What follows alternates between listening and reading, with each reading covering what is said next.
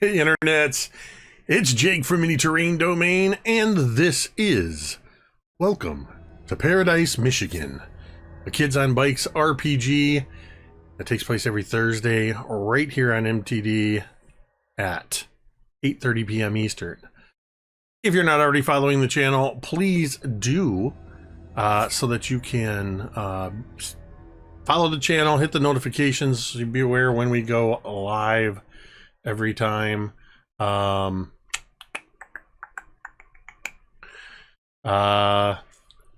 I got discombobulated for a minute there. All my notifications going off, so it's a great time to tell you about domain pops. Look over there above Tamiko, and you can see Terrain Treats domain pops, +1 to fun. These are tasty treats that can only be given to the players through things such as cheering 500 bits, tipping $5, subscribing, resubscribing, all that good stuff. And you have earned 2 more already. Now, what can they do with those domain pops? Well, they can use them one at a time as +1s to crucial roles, using them similar to adversity tokens, but they can also spend them 5 at a time to roll on the all-new grab bag, the D100 mystery grab bag. There are 100 things ranging from very good to very bad, and a whole lot of in between. So I think we've had what, 2 rolls, or did we just have the one? I think we've only had 1 official roll. Give them more domain pops so that they will be enticed to roll more. You may have noticed that a lot of our other streams have been haven't been airing. It was in sort of an unplanned but apparently much needed summer hiatus for about a month. For various reasons, mostly summed up as busy schedules. Scribes and Scrolls is currently, we are planning to return next Monday, this coming Monday, July 10th, and we will be back on our every Monday schedule. We are, I believe, in 2 more weeks. On Tuesday the 18th, I believe that is, we will be returning with Sky Metal, and we are currently working out the schedule for the next iteration of Lawlerville, our Mythos Investigators Call of Cthulhu game. But don't fear, if our schedule is all messed up and you're not sure where to watch it, you can always go to youtube.com/miniterraindomain, and you can catch all of our VODs over there. I try to get them up within a week of when they air. Occasionally, I get busy or I forget, but I have very eager players that are quick to remind me that a game is not up.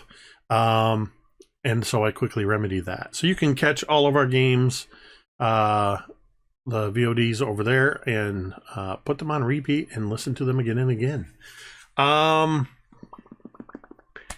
I'm going to jump right into letting you know, just a quick reminder. I've been bringing this up more and more as we delve into more in-depth role play and things like that. Just a reminder that we have safety tools in place, and we are in constant communication with one another as players around this virtual table. So rest assured that we are making sure that we are keeping ourselves safe and within the lines and veils that we have established. But occasionally, things will delve into some serious and sometimes what some may consider dark matter, as well as adult language, horror themes, that kind of stuff. So if any of that stuff is on your not for me list, feel free to check out another stream. We won't be offended. And finally, just a reminder that you matter. Your presence on this earth makes a difference, whether you believe it or not. It's true.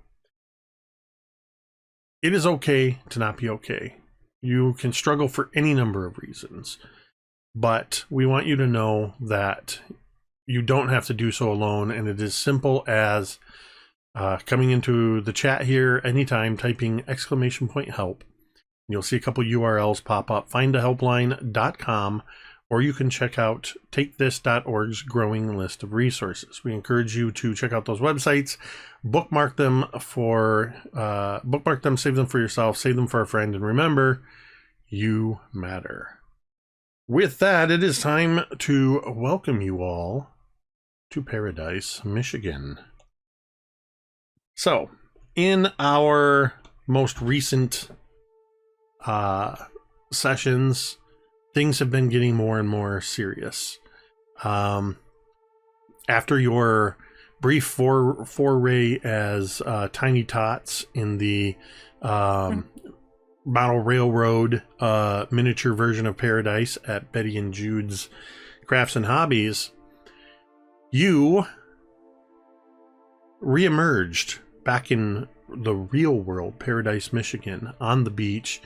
Your giant rat friend, now a normal rat sized, you were not sure if he was going to make it, but he did. Templeton the rat, the talking rat who can manipulate electronic devices, seems to be doing very well. And however, Jessica, not so much. Jessica seemed to pixelate and digitize and turn to dust and blow away in the wind, turning to Laz as she did so and saying, "Take care of them." The rest of you, you were just trying to get your bearings. When a Jeep Wagoneer came screeching up to the lighthouse with Christina and Betty in it, and they urged you to trust them, they took you back to Page's bookstore, where you went down below into the basement, where you met some familiar faces. You met the other two sisters, Tammy and Chrissy.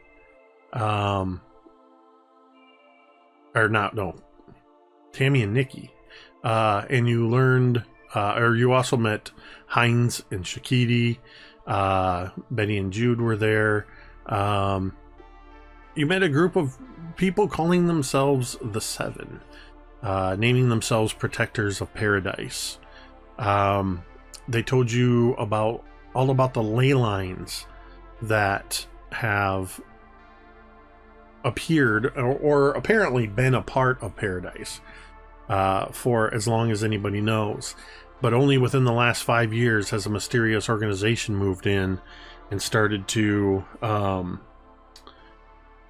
experiment and manipulate and do things with this, causing the Seven to perk up and pay attention, as they did when you kids arrived in town. And almost immediately within your first 2 hours of being in town, you traveled backwards in time 100 years. They realized, hey, there's something up about these kids. And they mentioned that you are definitely anomalies. You are unknowns, you're wild cards. You are somebody to pay attention to and to keep safe. Also, we, the audience, learned a little bit about the organization working behind the scenes, something called the Nexus Project. And they mentioned things like the Cryptid Protocol and the Twilight Grove Paradox, and other experiments that were taking place. And we, the audience, also at the end of this meeting with the Seven, I should mention, while Templeton was demonstrating his ability to manipulate electronics, Billy also began to digitize, disintegrate, and turned to ash, saying, "I will find her," before he disappeared. And that was the last thing we saw, was in one of these third-person views. We saw that Jessica and Billy are now in the hands of this mysterious organization. Of course, you the kids don't know that.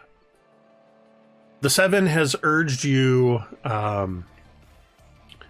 to stay out of trouble, to try to get some rest and go back home, and they are going to try to figure some things out, and they will reach back out to you at a later time, but that you should take your time and just relax in town.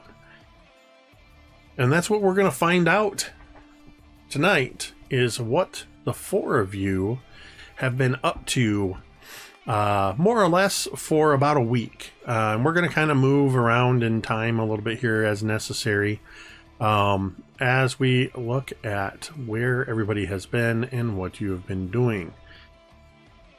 Each of you have supplied a sort of an overview to me of things that you would have liked to have done.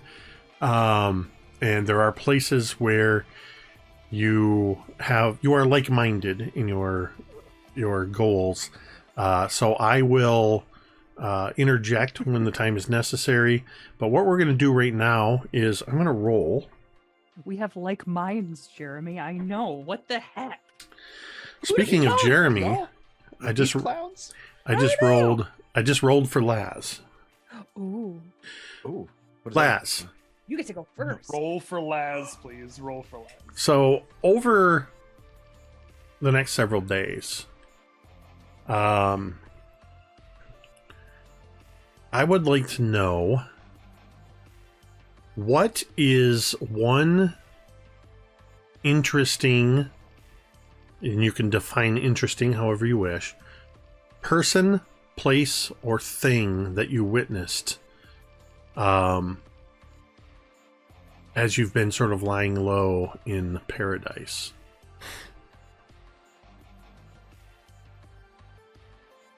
So, you know how in the model of the city, of the town, there is a train that is present, but there is not one in the actual town. I think at one night at like 2 o'clock in the morning, Laz is out skating around trying to find a good hill to bomb, and he hears and swears that he sees a ghost train come through the town following the same pattern that the miniature train tracks were laid in.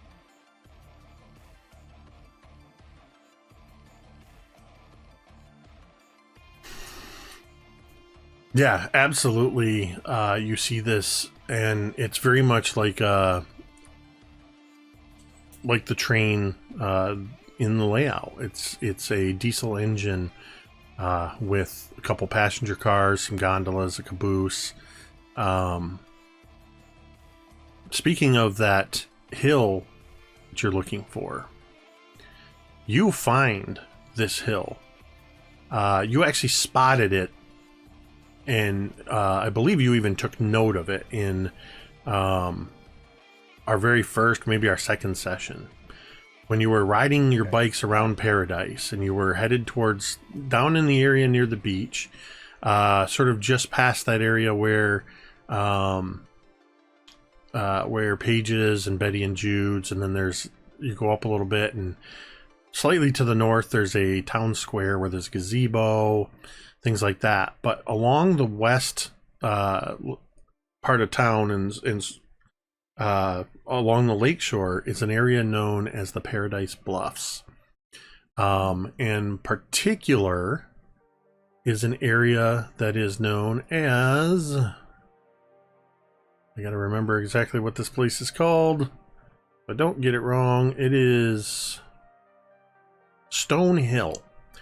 And it is so named at the base of this, the bluffs where they sort of emerge right near this downtown area.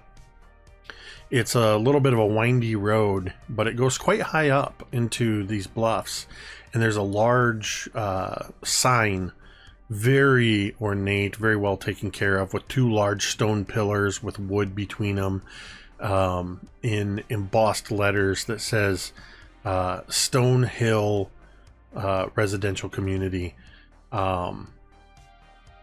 And Laz is tagging that sign. The first time you venture, Yes. the first time you There's one venture letter. up the hill, you would notice why this area is set aside. This is where Paradise's wealthy live. Maybe not all of them, but everybody 150%.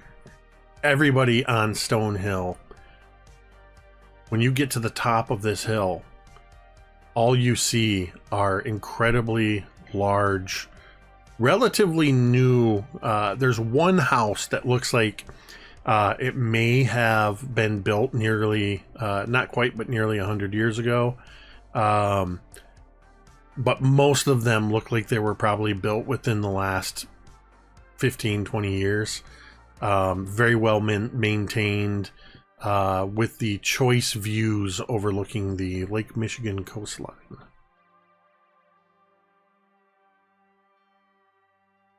How often do you hit Stonehill, and at what time of day?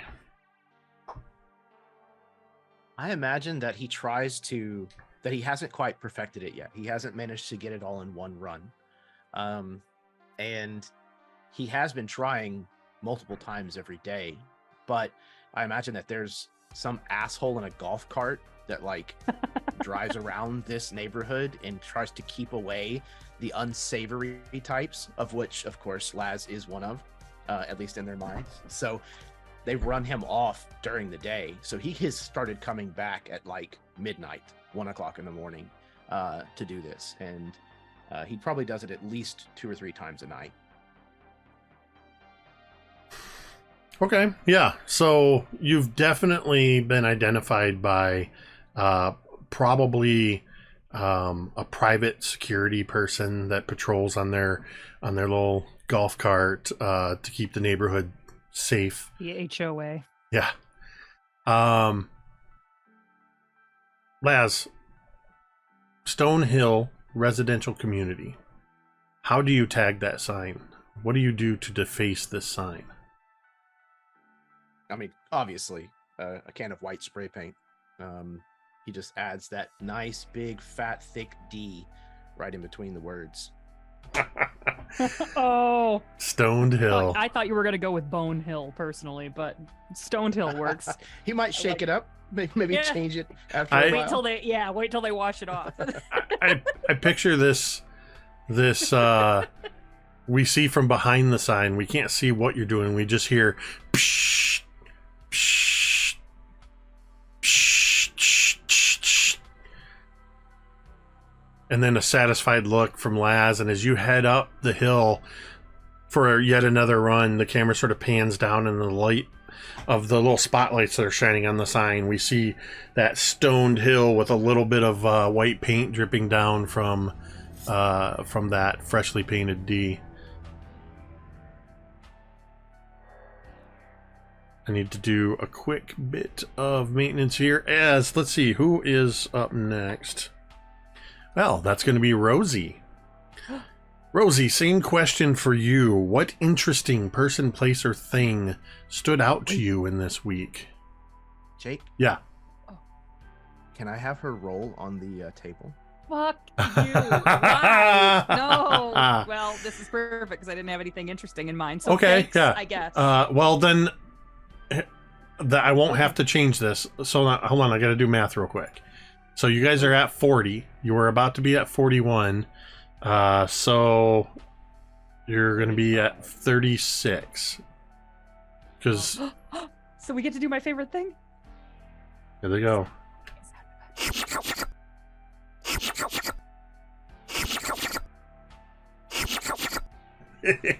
Savor the flavor of those All right, strangely on the- domain pops. The D100 mystery grab bag. Let me get my table ready. 46. 46. Right in the meat of the curve. Right in the meat of the curve. Nothing bad can happen with a 46. Sweet spot. Okay. I like that. It's not So- the end of the world. Maybe. Here's what I'm going to tell you. 46 is called Cheers. And you vaguely hear the opening notes of where everybody knows your name.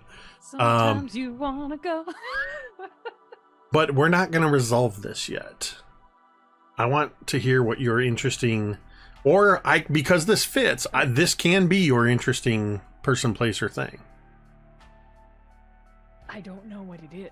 So I know you guess- don't. Okay, so what I would say is Rosie is not exploring a ton during this week. She would probably honestly just be pitching, like very much the way we found her in the very, very first episode.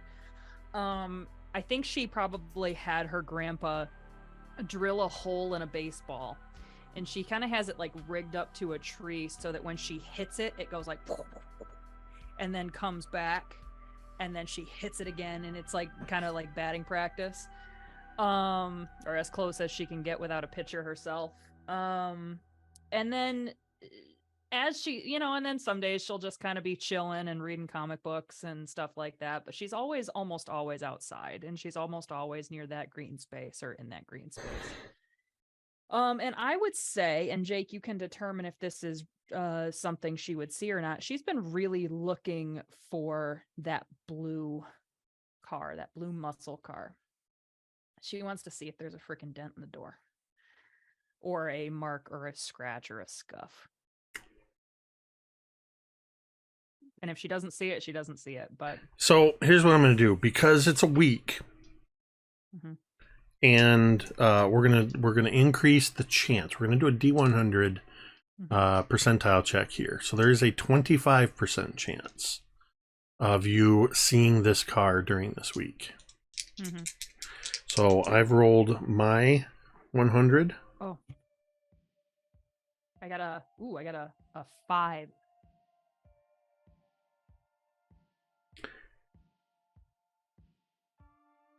Every day while you're out practicing, you are keeping your eyes out. You're looking in that area of where you saw in the model railroad, where you saw this. And no matter what, I imagine even whenever you're coming back to the house, you go in the house, you just give a quick look around. You don't spot that or any other muscle cars. You don't see really any traffic on this road, except there's there's a mail truck that pulls into the Grove every day and walks around in the morning and delivers. And there's an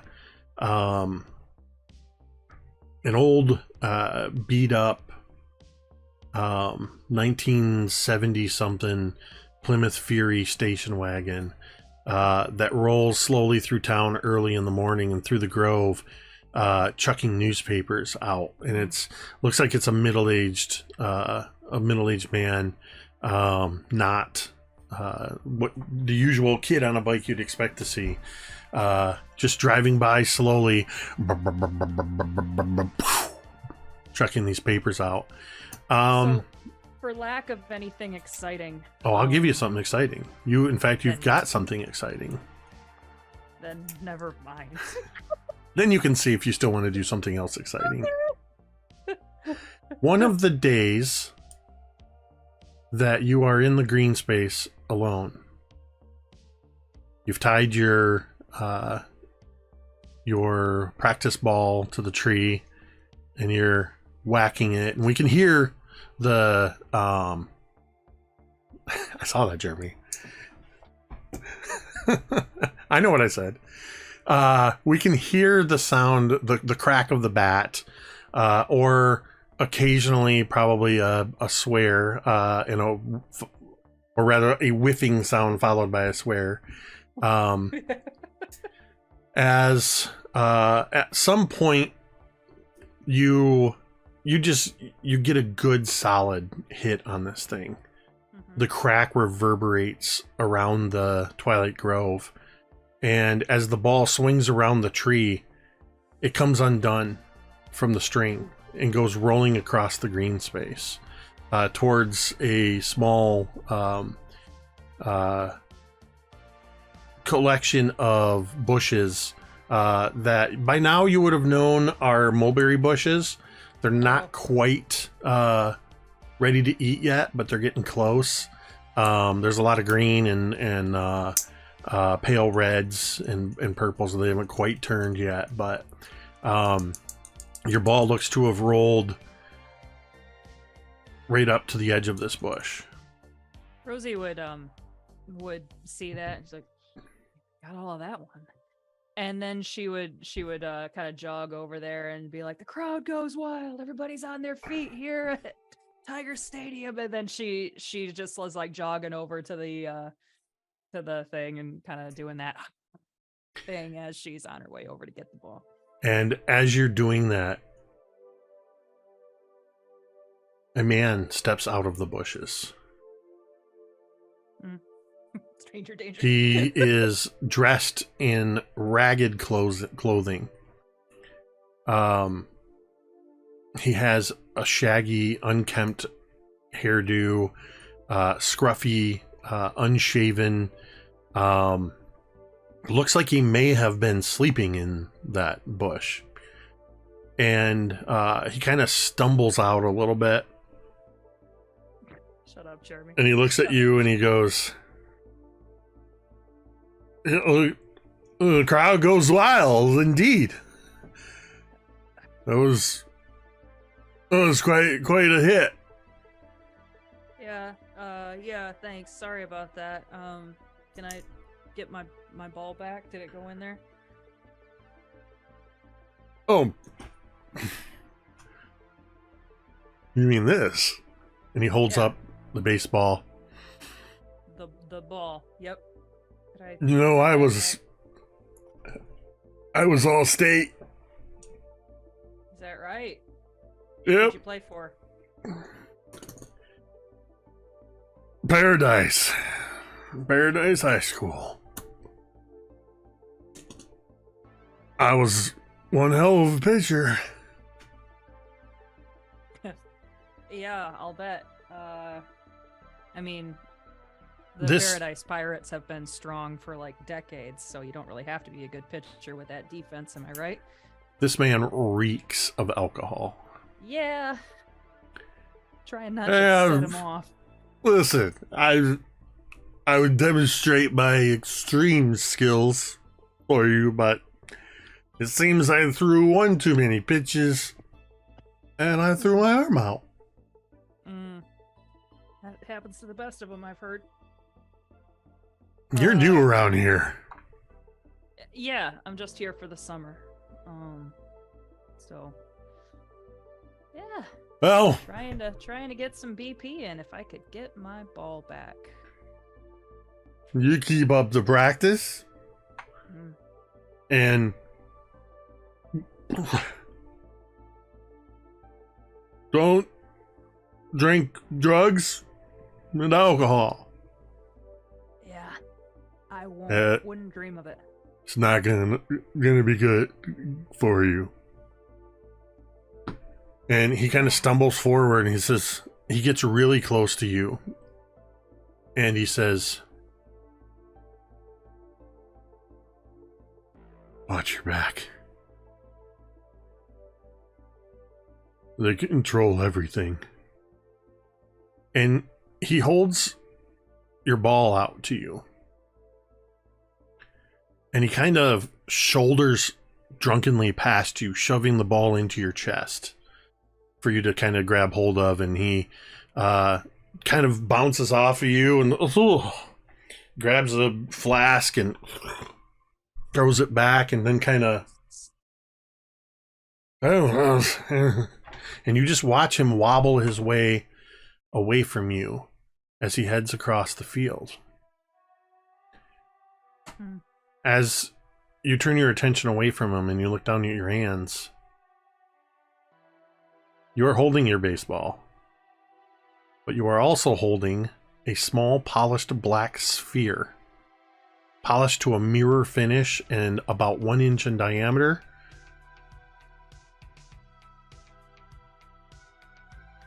Ooh. like what does it feel like it's like made of? Is it like metal? Is it like wood? Is it like a pool ball? Like Well, it's only 1 inch in diameter.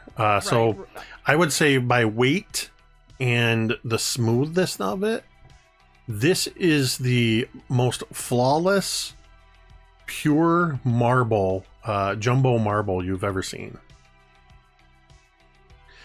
Looking at it, you notice that this polished black sphere, you're out in the middle of the green space, in the middle of the day, and it is not reflecting anything. Oh, like on Futurama. Okay. And that is the resolution of your D100 Is that what roll. Shears? Okay. Okay. Yeah. Rosie just kind of looks and she's kind of trying to convince herself that she didn't hear him say what she thought she heard him say. But just kind of tries to shake it off and go back to her practice for the day. Coop. Same thing for you. What interesting person, place, or thing did Coop see this week? Jake, I'm not sure what category this falls into, so bear with me. But so early in the week, Coop has been doing the circuit. He wanted to try all of the different food places in Paradise to find out which was best. One of the first stops that he made was to the Sunken Galley, which is more of a restaurant, but it feels less restaurant-y during the day when it's not super crowded. And he recalls that Pastor Andy Hill, is that it? Yep. Had mentioned that this facility had a sit-down Pac-Man. So Coop went in the first day and ordered up kids order of fish and chips and sat down at Pac-Man and wanted to try to place in the leaderboard so he could put his initials in, which are just COO, because Coop has no imagination when it comes to these things. Two. So he's sitting there trying, but he just can't seem to get the leaderboard. That's fine. The next day he comes back and he tries again. So he orders up his fish and chips and he sits down at this Pac-Man. But the first thing he notices is the leaderboard's different. The leaderboard has one set of initials all the way down it. Rad, R-A-D. Coop has no idea who Rad is, A nemesis. where the hell Rad came from, and how the hell Rad got every single spot on that leaderboard.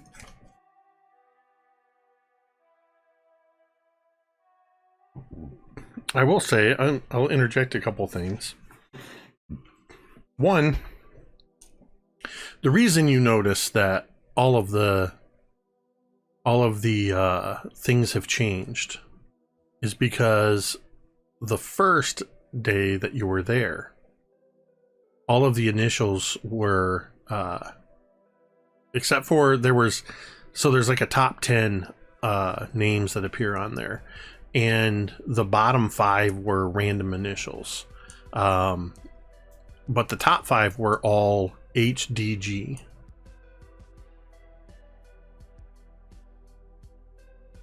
Interesting. Do you keep going every day, or do you go to other places? Oh no, Coop's gotta mix it up, and it became pretty glaringly obvious that second day when Rad was running the leaderboard that Coop's high score of 6,000 wasn't even going to touch the 5-digit numbers that were in that leaderboard. I used to know what the top score was. I do know that I believe it's only 285 levels. And Wow. the very last level of the game is actually half the game board and half a bunch of symbols because they ran out of memory. Oh. And that's why it's like trivia. that. It's literally a glitch. It a glitch features board, yeah. it features prominently in Ready Player One. I don't remember if it's in the movie, but in the book, it's a very cool side quest, and you learn about that. And the The points. best trivia I know is that it's called Donkey Kong because of the translation error. It was supposed to be Monkey Kong. Right. What? Yeah. I So, love that. Why is that makes Coop, fun facts with Tamiko. before you head off to some of these other places that you're trying, I would like you to roll me a D100, please. This is just a percentile check for something. That is a 92. I rolled a 90. What? Yep. So close. Do we get like a bonus prize if we ever land on your number? Well, that should be. I would read if you land exactly on the number that something really good is going to come out of it, or really bad, depending on what the situation I was having you roll for. This was a blind roll. You don't know if it's good or bad, but you know that you came within 2 of it. On your second day, when you notice that all the high scores are rad, you sit down and you plop a quarter in anyway, just seeing what you can do.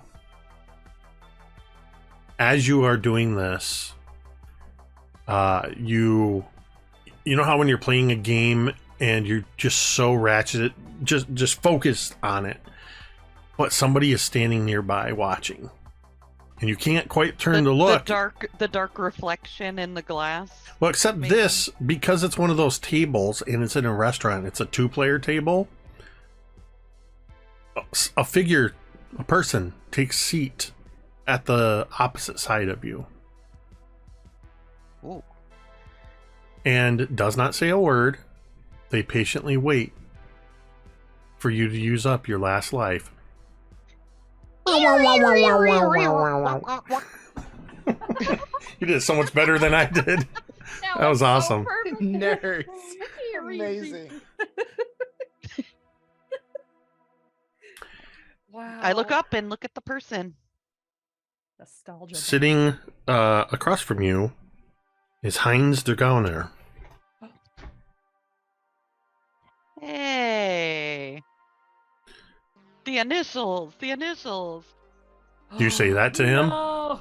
Because you guys know his name. You know his name's Heinz. Click. Hey. Hi. You're really good at Batman. Well, I was. Until this rad came in and disrupted all my high scores. Right? Like, look at it. Just like in one day, they took the whole board. The crazy part is I was not here. I did not see this happen. Are you normally here? Look around. Coop takes a moment to look around and begins to realize, probably, that with the nautical theme that's happening with the sunken galley and Heinz's attire, he kind of blends in. You also notice more than that. This is one of those theme restaurants, so there's tons of stuff tacked up on the walls. And as you're seeing all this nautical stuff on the walls, you notice a couple things that look familiar. You realize that this restaurant is decorated with some of the wreckage of the Evangeline. Is the nameplate up there? Above the at the front of the, or where the kitchen area would be, and there's sort of a counter area right above that is part of the aft end that survived with the name Evangeline across it. And Heinz says, "The Sunken Galley is my restaurant. I own it." That's so cool. Do you cook? I you just run the I place. do a little bit of cooking. Most of the times I let the people run it. I just come in once in a while to take care of things and watch over stuff while I play some Pac-Man. Your fries are great. They're better than Little Finger Frank's because they've got the crinkly kind, and I don't like the crinkly kind. He says, "I'm going to show you a trick." And he stands up and he comes around to your side. He goes, "You have to promise not to tell anyone I am showing you this." And I won't tell anybody. he reaches down under the table. He says, "If you reach back in here, there is a little hole. Put your finger inside and there is a switch. You flip that switch and you hear him click it, and all of a sudden you see the credits number switches from 00 to boom, flips over to flips to 99. You don't need to waste your quarters on playing my Pac-Man game. You come in here whenever you want, but you must set it back before you leave. We can't get this rad person any free games, right?" Right. I need all the practice I can get. That is adorable. Keep practicing, and one day you'll be on the leaderboard. And he kind of gives you a reassuring pat on the shoulder. And anytime you and your friends come in, fries are on the house. Oh. Thanks, Heinz. By the way, I'm glad that you're not a witch. Not that there's anything wrong with the witch ladies, but I'm still kind of glad you're not one. He looks at you with a look that you can't quite discern if it's stern or bemusement, and then he just suddenly laughs. "You are a strange kid." And he turns and walks away. You mentioned Frank's, and you've mentioned that you were taking a tour around town. Oh yeah, I hit Little Finger Frank's at some point. I cashed in that coupon. Yep. I hit the bakery. Sweet Paradise. Sweet Paradise, because it's right next door. The cafe that's right across from the bookstore. What is it? The Tavern Before 6. Oh yeah. You would find that Littlefinger Frank's has amazing hot dogs. He does some Chicago style hot dogs, he calls them. And they're just loaded with all kinds of like tomato wedges, big pieces of pickle. Has Laz vandalized the sign yet? Great question. I don't know. Has Laz vandalized the sign? How late in the week are we? So much time. I would say it probably wasn't vandalized when you went there. But it was probably earlier in the week based on Probably not the yet. discussion. He's got great hot dogs, okay fries. Luke is an early adopter of Yelp. It's secretly At Coop's Jean's- brainchild later in life. At Jean's Cafe, Guide. at Jean's Cafe, there's they do sandwiches primarily, soups, sandwiches, that kind of thing. The kind of place where when you order your sandwich, you get a basket with a bag of chips and a pickle. At Wayne's Old Town Tavern, you find a darker place. The bar is done up in dark wood. The atmosphere is subdued. You find that what you presume to be Wayne. Let me see here. What you presume to be Wayne, an older man in his 60s, looks like he probably saw a couple of Sam Elliott movies and is trying to emulate Sam Elliott. He's got the mustache. He's got a big old mustache, and there's elements of motorcycles, cowboys, definitely country music, really old school country and western music playing. And then there's Coop in his fake eyes on shirt. And you get a very delicious burger, and decent fries with it. It's got decent onion rings as well. The kind of onion rings that are the really big, dripping with batter kind, crunchy coated onion rings. But when he comes over and sets the plate down in front of you, he glances over at the clock, and it is clear. Roll a d6. Okie dokie. 1. It is 1 p.m. A long ways away from the kids' curfew. But he glances at the clock, looks at you, and he says, "Enjoy your burger. Be out of here by 6.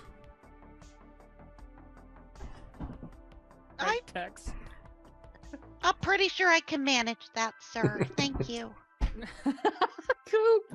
The last You place. got 5 hours to. Yeah, take your time. The last place. How big is this burger? Huge. It's a Texas-sized burger. Mm-hmm. It's one of them. You eat it all, you get it free. Yeah.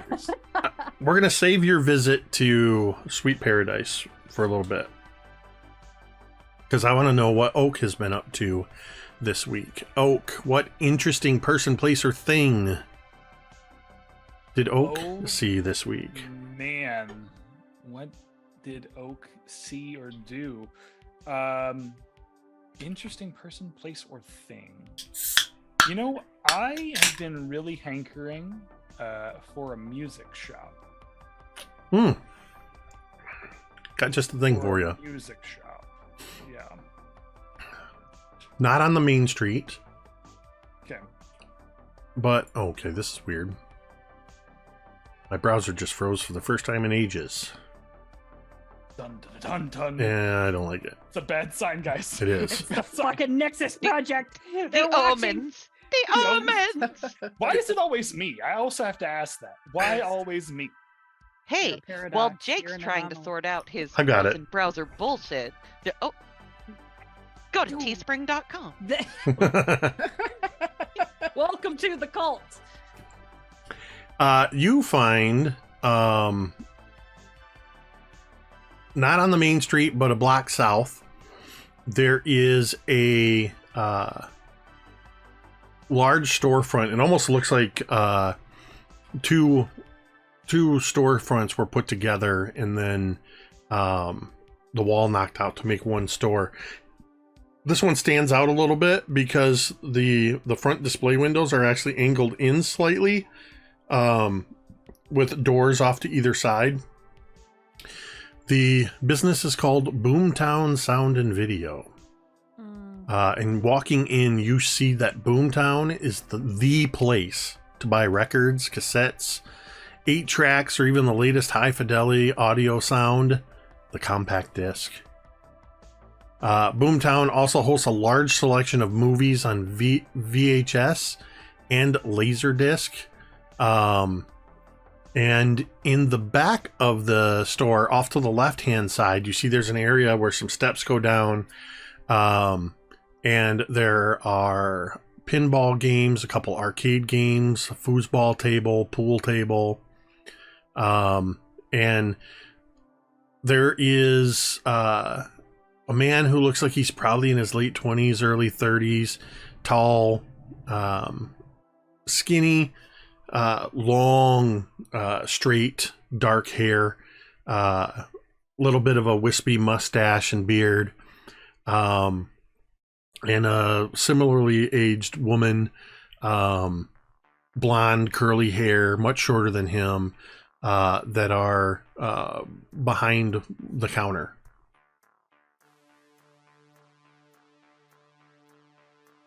What do you Okay. do in this store? Okay, so I have an idea of things that I want to do, and if it's within reason, can I say that I'm bringing friends with me? Can I say I'm bringing people with me? It's not just me alone, or am I doing this alone? Is the venture by myself? Well, I guess that's up to everybody else. If you could I'm willing convince to somebody go to go with with you. Yeah. So I didn't imagine that you We're were all homies. you were all spending your entire week alone. by ourselves. Fuck alone. these people. So- I'm done. So I imagine that, like, yeah, he goes to this music store because there's just like the idea of finding some peace, finding something that resonates and gives him comfort in like all the absolute chaos that's going on. So he goes into this store and immediately like starts looking around. Do they have instruments as well here? Behind the counter, Behind the counter? there are, I would say, probably in a window display and behind the counter, there's a handful of a couple of guitars, a keytar, a bass guitar. Yeah. There's,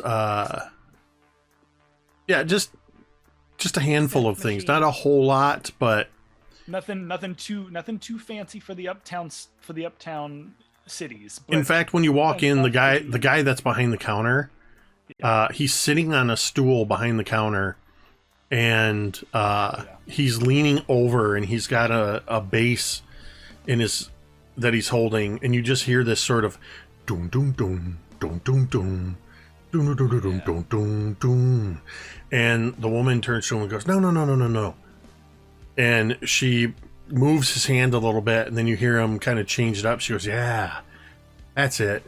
And you notice both of them are wearing what look to be homemade band shirts Yeah. that say the name of a band, The Improbability Drive.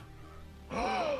Yes. Oh God, I love that. I just love everything about these people. I want to spend all my time with them. So sorry, I want to make sure I saw who all was coming in. Was it just you and Rosie? I believe so. And then Laz is Yeah, coming. if it's got to do with music, Laz will be there. Okay. If the And then invitation extended. Look, I would if go all of to- y'all want to go, then I would go out of down. curiosity because I don't think Coop's ever been to a music store. Okay, sweet. Hoop sees us all walking down the street out the front window and goes, "Wait up!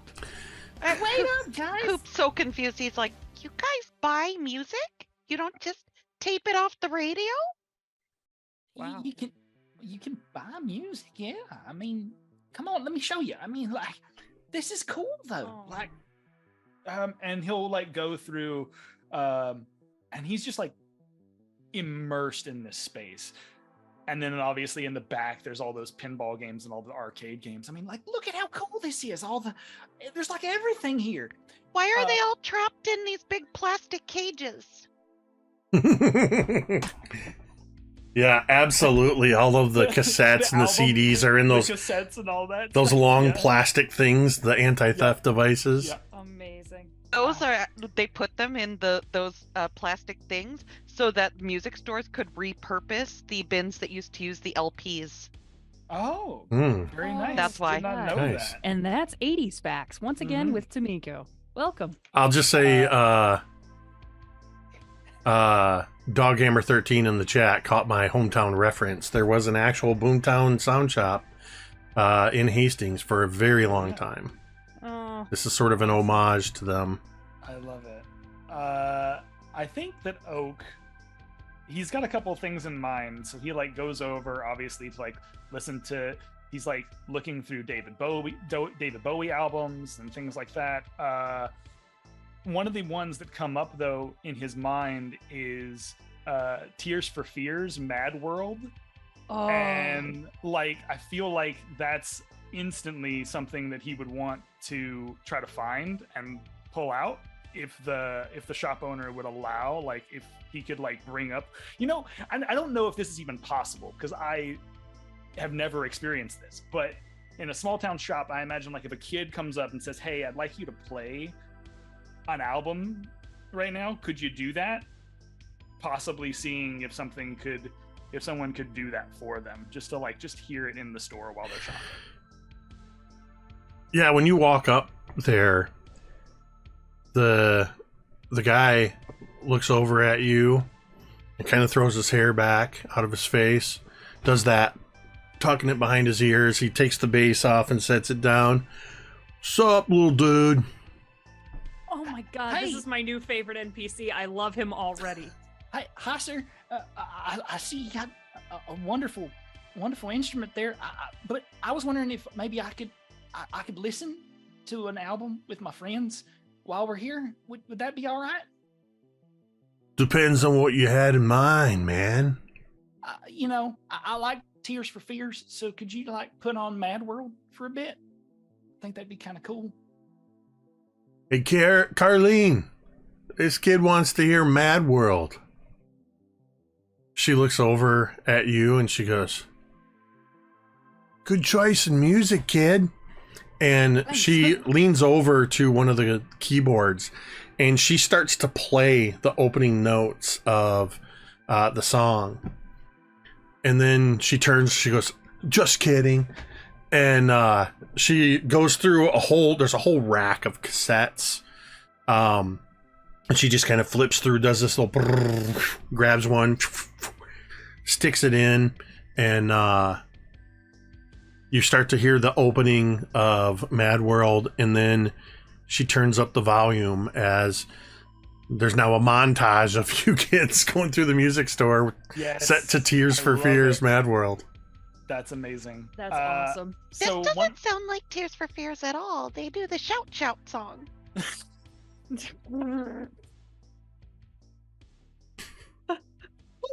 Shouts.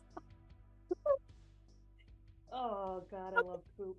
no, I think that as we're like oogling the music all together, I feel like there's this moment where Oak has taken, just so you guys know, throughout the week, Oak has taken to doing some of his shopping that he has forgotten long term to do, meaning going back to the bookstore, going back to the hobby shop, going back to all these places and picking up little things.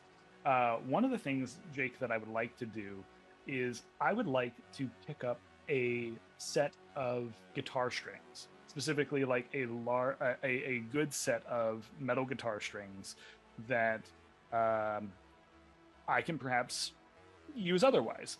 And then and at the hobby shop, I think I'm going to pick up a couple of clasps as well for certain things. Yeah, you see him like picking out a set of guitar strings. You don't know if he owns a guitar, but he just picks out a set of guitar strings. Sure. He picks out like a pick or something like that. He's just randomly going around and picking out certain things.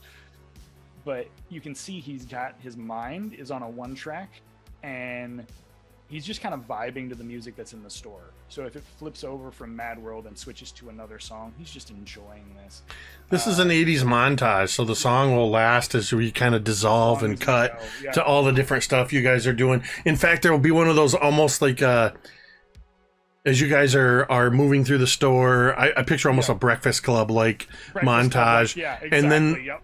we see you set the guitar strings, and then like every other store you go into, it just sort of another thing appears and another thing and another thing, as it's just like do as you're buying different things in the store. Like hard cut, bam, bam, Yeah. bam, bam. And then what I'd like to do at some point in the week, I would like to have all of the kids come back to Oak's grandparents' house, where I would like to introduce them to D&D.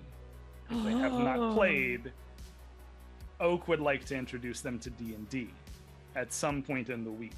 It is his one respite of like not having to worry about the fears and things that he is dealing with outside. So if you'll give me license, Jake, to do this, I would like to kind of describe like the little room, the space that he lives Yep. in right now in his grandparents' house. You see, Amazing. you guys come in to this room, and you see in the room there are 2 twin beds, which he has now smooshed up together to make a queen bed.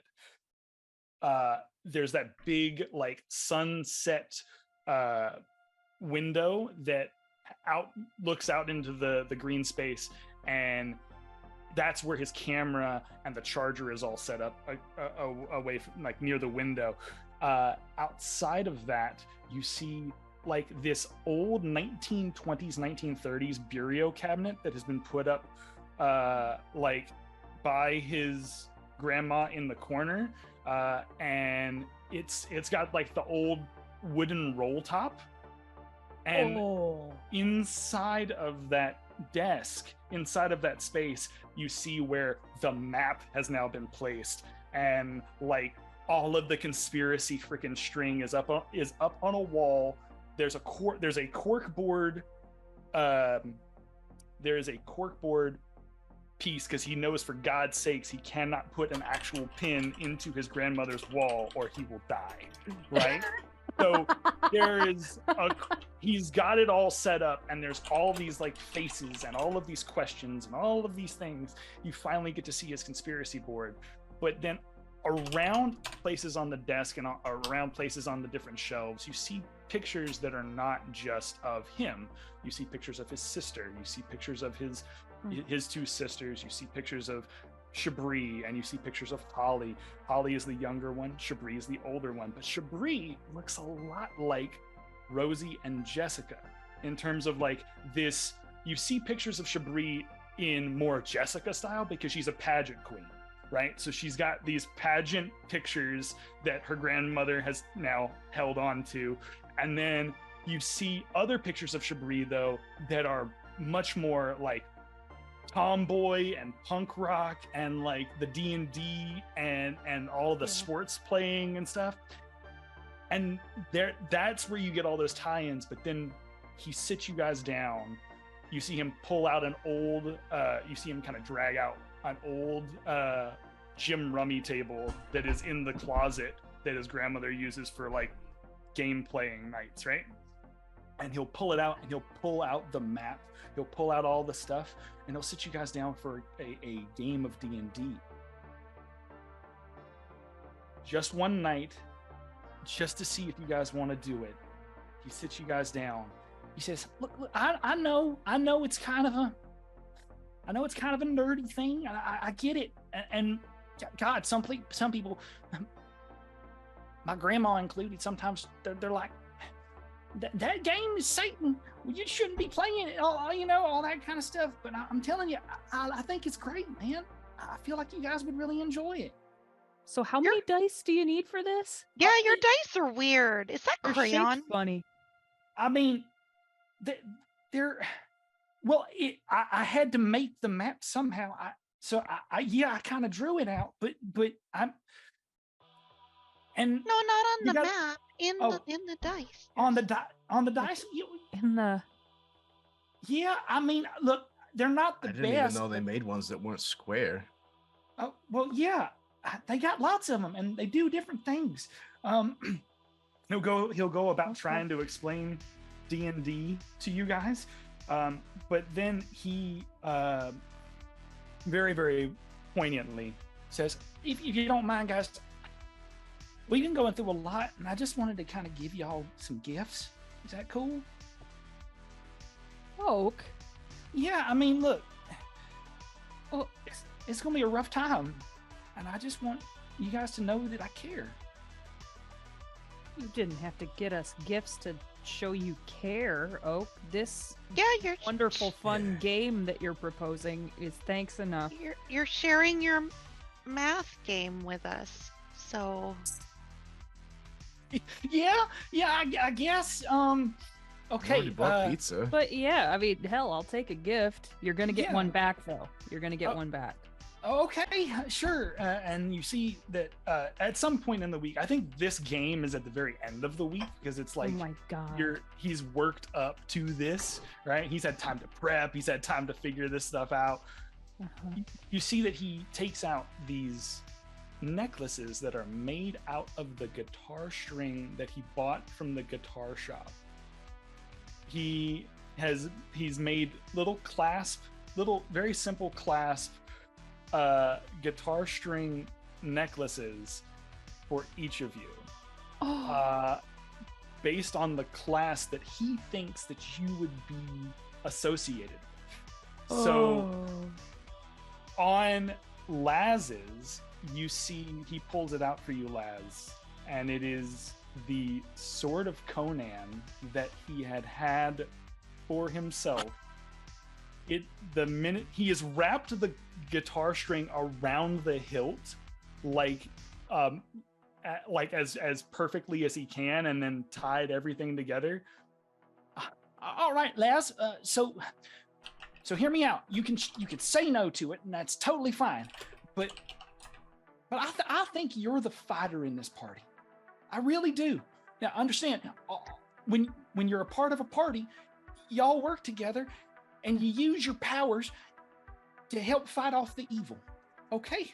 I mean, after all, you are the only one that's punched any of us in the face, Rosie would say, bumping him. Yeah. So, like, my power's like a sword? I mean, you can choose whatever weapon you like, but yeah, ideally a sword or something like that. Okay. I mean, I'm cool with a sword. That's pretty badass, actually. You're like Leonardo, man. Full katanas and everything. It's really cool. Yeah. Oh. Okay. Okay. Yeah. And then he looks to Coop, and you see that Coop he hands you yours, but he also hands you a book that he wanted to buy from the bookstore. This book is a book of the Luray Caverns in Virginia that are known to be like the most rainbow reflective caverns ever. Right? Rainbow So- rock walls? Rainbow rock walls, right? And so he hands you the fuck me book. dead. He hands you the book. But then on top of the book, he hands you also a necklace. This necklace has you tell me what you think Coop would be more reflective of, a book, right? Or some form of a musical instrument. Because I consider Coop the bard of this party. He is the charm, he is the bard, he is the essence of this party.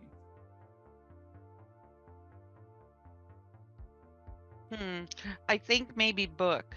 Book, okay. I think I want to think that maybe earlier in the week, Yeah. Oak had tried to covertly ask Coop about Yeah. this, Yeah, like yeah. like We're trying to sitting- figure out if you're more book or more instrument. I imagine it's sitting in front of the Pac-Man game or playing the and Pac-Man game. Coop's together. just kind of like, well, I don't know. I started to learn how to play the clarinet. It's not going very well. It's kind of like honk honk honk honk. Hot cross buns is still a triumph. Okay. Well, you know what? Maybe we'll try something different. It's okay.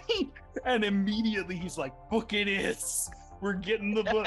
I think that finally he approaches Rosie, and on Rosie's you see that it is indeed a small baseball bat, but the baseball bat is lined with spikes all the way down it. These little tiny spikes are all the way down it. And you can tell me if I'm wrong, but the way you got so angry back there when we were tiny, you remind me of the barbarian, because they use their anger and their rage. They get so riled up, and then they just and swing for the fences. So I'm just, if you be okay with that, I'd like for you to be my barbarian. Yeah, I think that's perfect, Rosie says, and is just looking at this little symbol and is just Awesome. into this idea. Okay. It's practically a club, right? I mean, Kinda yeah, it's like a nudges your club. baseball bat. Yeah. But Oh, it's it by works. me. For a second, I thought you were gonna make me a caveman or something. A barbarian is a thing in this A game. barbarian is a thing in this game. Yeah, you Big don't game. have to be a caveman. You just have to be angry and willing to swing at stuff. Well, check and check. Cool. All right. Well, and then he'll just start going into it. He has others for the others, and you kind of see that they are set off to the side. He's like shuffling them Like, under us. He's like shuffling them against the other minis that he has, but they are going to be for Billy and for Jessica later down the line. I won't reveal it right now, but I think it's just really fun Perfect. to know. Oh my that god, I he love it. To has- be continued. Yeah, that he I, has. I just these have to others. say that Jeremy really wants to know what they are, but I'm fine with waiting. too. No, No, oh, we I can't I know want because to, but don't. we can't know because if they watch this, I know. Yep. that it'll totally cool. spoil it. Absolutely. We can. There's just a part of me I that's will. like, I will discuss it after. I will discuss it after. But yes, It- thank you for allowing me to do that, Jake, and giving me that set. That is basically what I wanted to do. For the week. Sidebar, So- Chad, you magnificent bastard. You took the guitar strings that we thought you were going to use to garrote somebody and turned it into something beautiful. Yes, I am good. Instead. I become hitman. I become the hitman So- of the party and try to murder people. As an aside, Chad has taken us one step closer to something that I want to be a reality at an undetermined point in the future.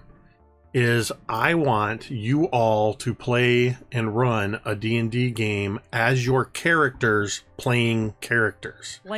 Oh my. It's god. gonna be it's gonna be the a most spin-off or a one-shot that we fucking do amazing. sometime.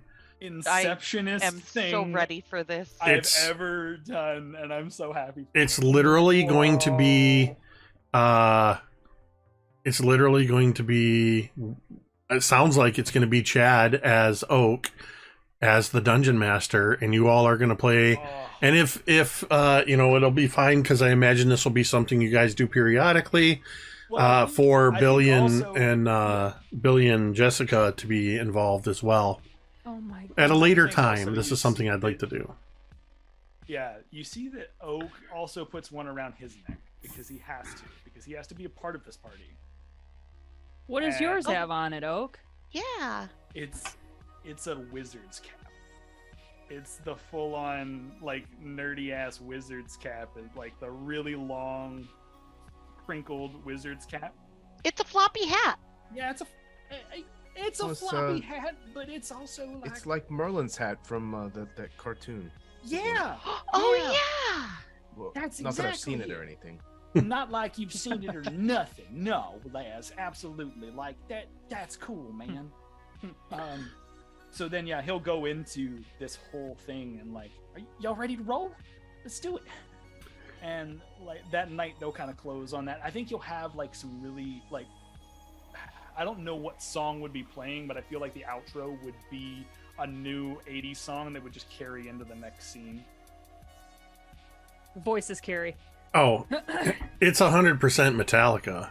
Metallica is better. Because I imagine the camera sort of panning back through that big window and just sort of seeing you all sitting around playing this game. I need to know. I'm assuming, but I don't want to assume. Where is Templeton? Who is Templeton with all this week? Well, Oh wait, can Templeton play? Oh, if Templeton wants to Oh, play, he he's a would smart-ass absolutely play. little- I mean, Templeton absolutely could play. He's Definitely intelligent. has to play. Hell yeah, Yeah. Templeton gets. So, throughout the week, though, who is sort of caretaking Templeton? I think Laz owns Templeton now. Laz and Templeton are homies now. Okay. I think that I've like set up like a temporary like hangout for him in my room at my grandparents' house. You just and- you have to increase your trail mix that you have on Right. hand though. 'Cause it was yeah, yeah. I'm definitely like having to. I mean, for the first part of the week, he's definitely eating Cheetos and ho-hos and shit. So I imagine at some point Templeton's like, Laz, Yeah. this stuff it tastes really good, and I do really like it. And But I was wondering if maybe I could have something to eat that's not candy and chips. My blood sugar is yeah. exceedingly high. Yeah. You want like a hot dog or like a hamburger or something? That sounds really good. Okay. Yeah, for sure. I think Billy has those, and then he kind of like stops himself. Oh, well, I can find somebody that's got like one of those coupons left or something.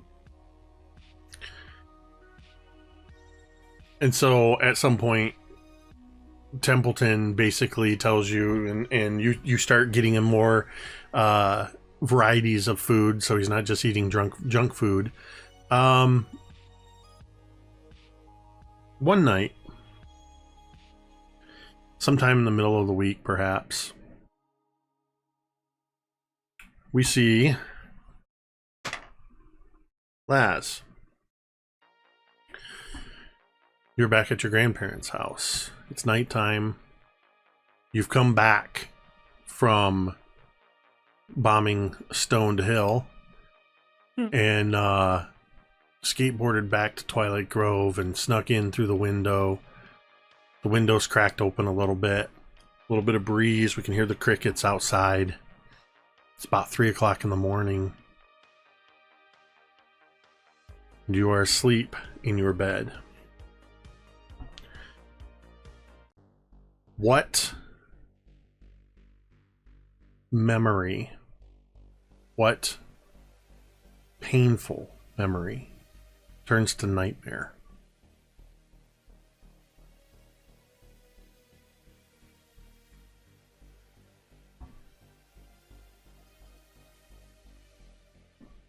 I think that there was a point where he was skipping class out by the dumpster behind his school, smoking a cigarette, and it just so happened that the football team came back from like some kind of event, some kind of an away game or something, and they happened to catch him back there completely by himself, and they kicked and beat the ever-living shit out of him.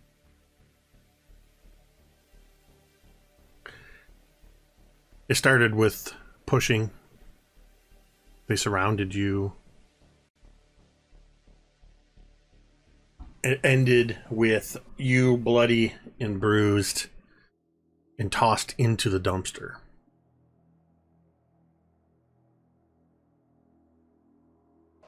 As you're lying there in this dream, all of their faces seem to meld into one another.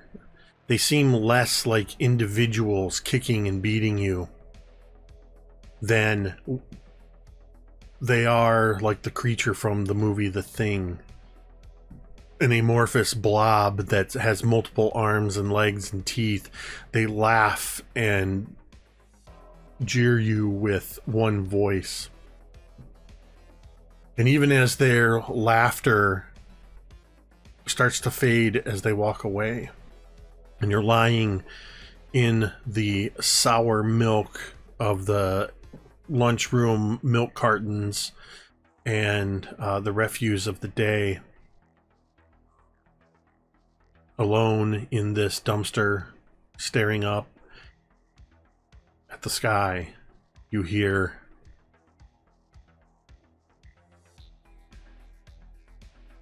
"Why do you always let yourself be trod upon? Why do you let them punch you and kick you and call you names?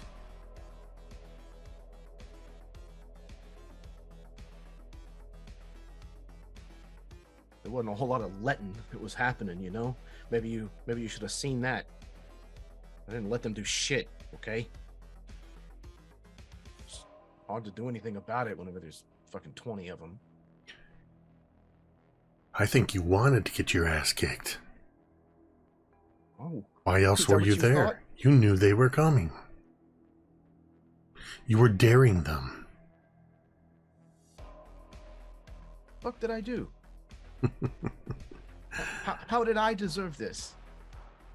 Why do I deserve this? Every fucking time that why me? Maybe your mother's right.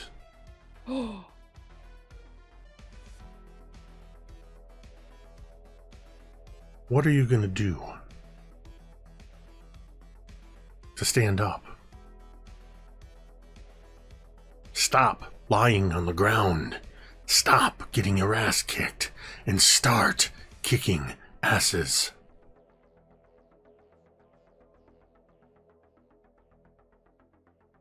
There's no reason that anybody has to feel like this. Even those shitheads, you know? Nobody should have to go through this shit. Even as you're saying that, a thought appears in your head.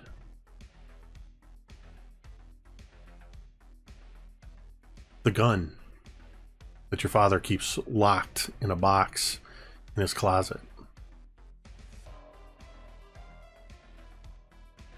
You have the tools at your disposal.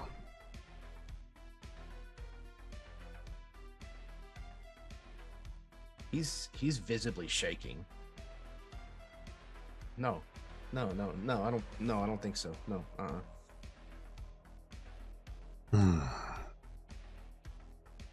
Guns aren't your thing. Don't you want to see them with cleats smashing into the ribs? Smash your fists into their face? Break their teeth and watch them bleed?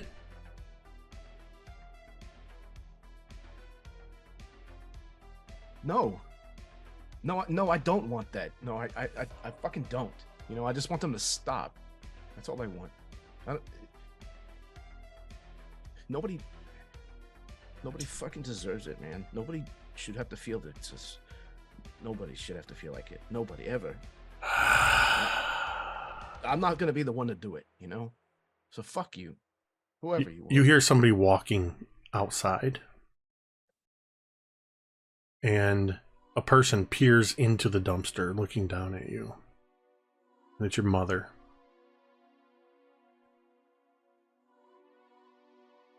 I see that you are exactly where you belong. In the trash. Oh. Why don't you stay here until you can grow some balls? And the lid to the trash can slams shut. And you jolt awake suddenly in the room next to you. As you jolt awake, you see Templeton sort of stirs as if startled by your motion and sort of rolls over, and you just see his little paws just sort of... And that's where we're going to take our break. What? Welcome to the club, lads. Damn, Mother of the Year. Oh.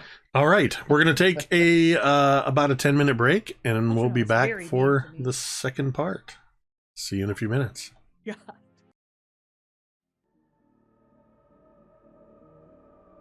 And we're back. Hello, welcome to Fun Time 80s, where it sometimes gets dark. So, this is going to be on a very particular night, at a very particular time. It is Tuesday night, a little before 8 p.m. Coop specifically wants to go. Who else wants to go find out what this meeting is about at the library that Darla Stapler told you about? Absolutely. I want to go I think because I want Laz to will- keep an eye on Oak. I get nervous about him. Yeah, I think Laz is gonna go, but like very reluctantly.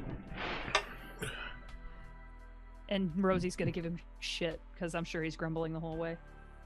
Absolutely. Coop, are you going? Oh, yeah, this is Coop. my idea. Yes. Well, I know when it was revealed, there were a couple of you a few sessions ago that were like, I want to know what that's all about. So everybody's going to go. So it's Tuesday night. you go to the Paradise Public Library. The Paradise Public Library is a almost square brick building that does have a little bit of a I don't even know how to describe the style. Maybe a little bit of a colonial look to it. There's some pillars around the edges. There's some almost look like marble stairs that lead up to the double doors that lead inside. When you walk inside the library, for the most part, it's just a wide open space. It is one floor. You see immediately to the right is the front desk with an open office area right behind it. There's a couple very cluttered desks where librarians sit. Behind that, there appears to be an office as well, but the door is closed.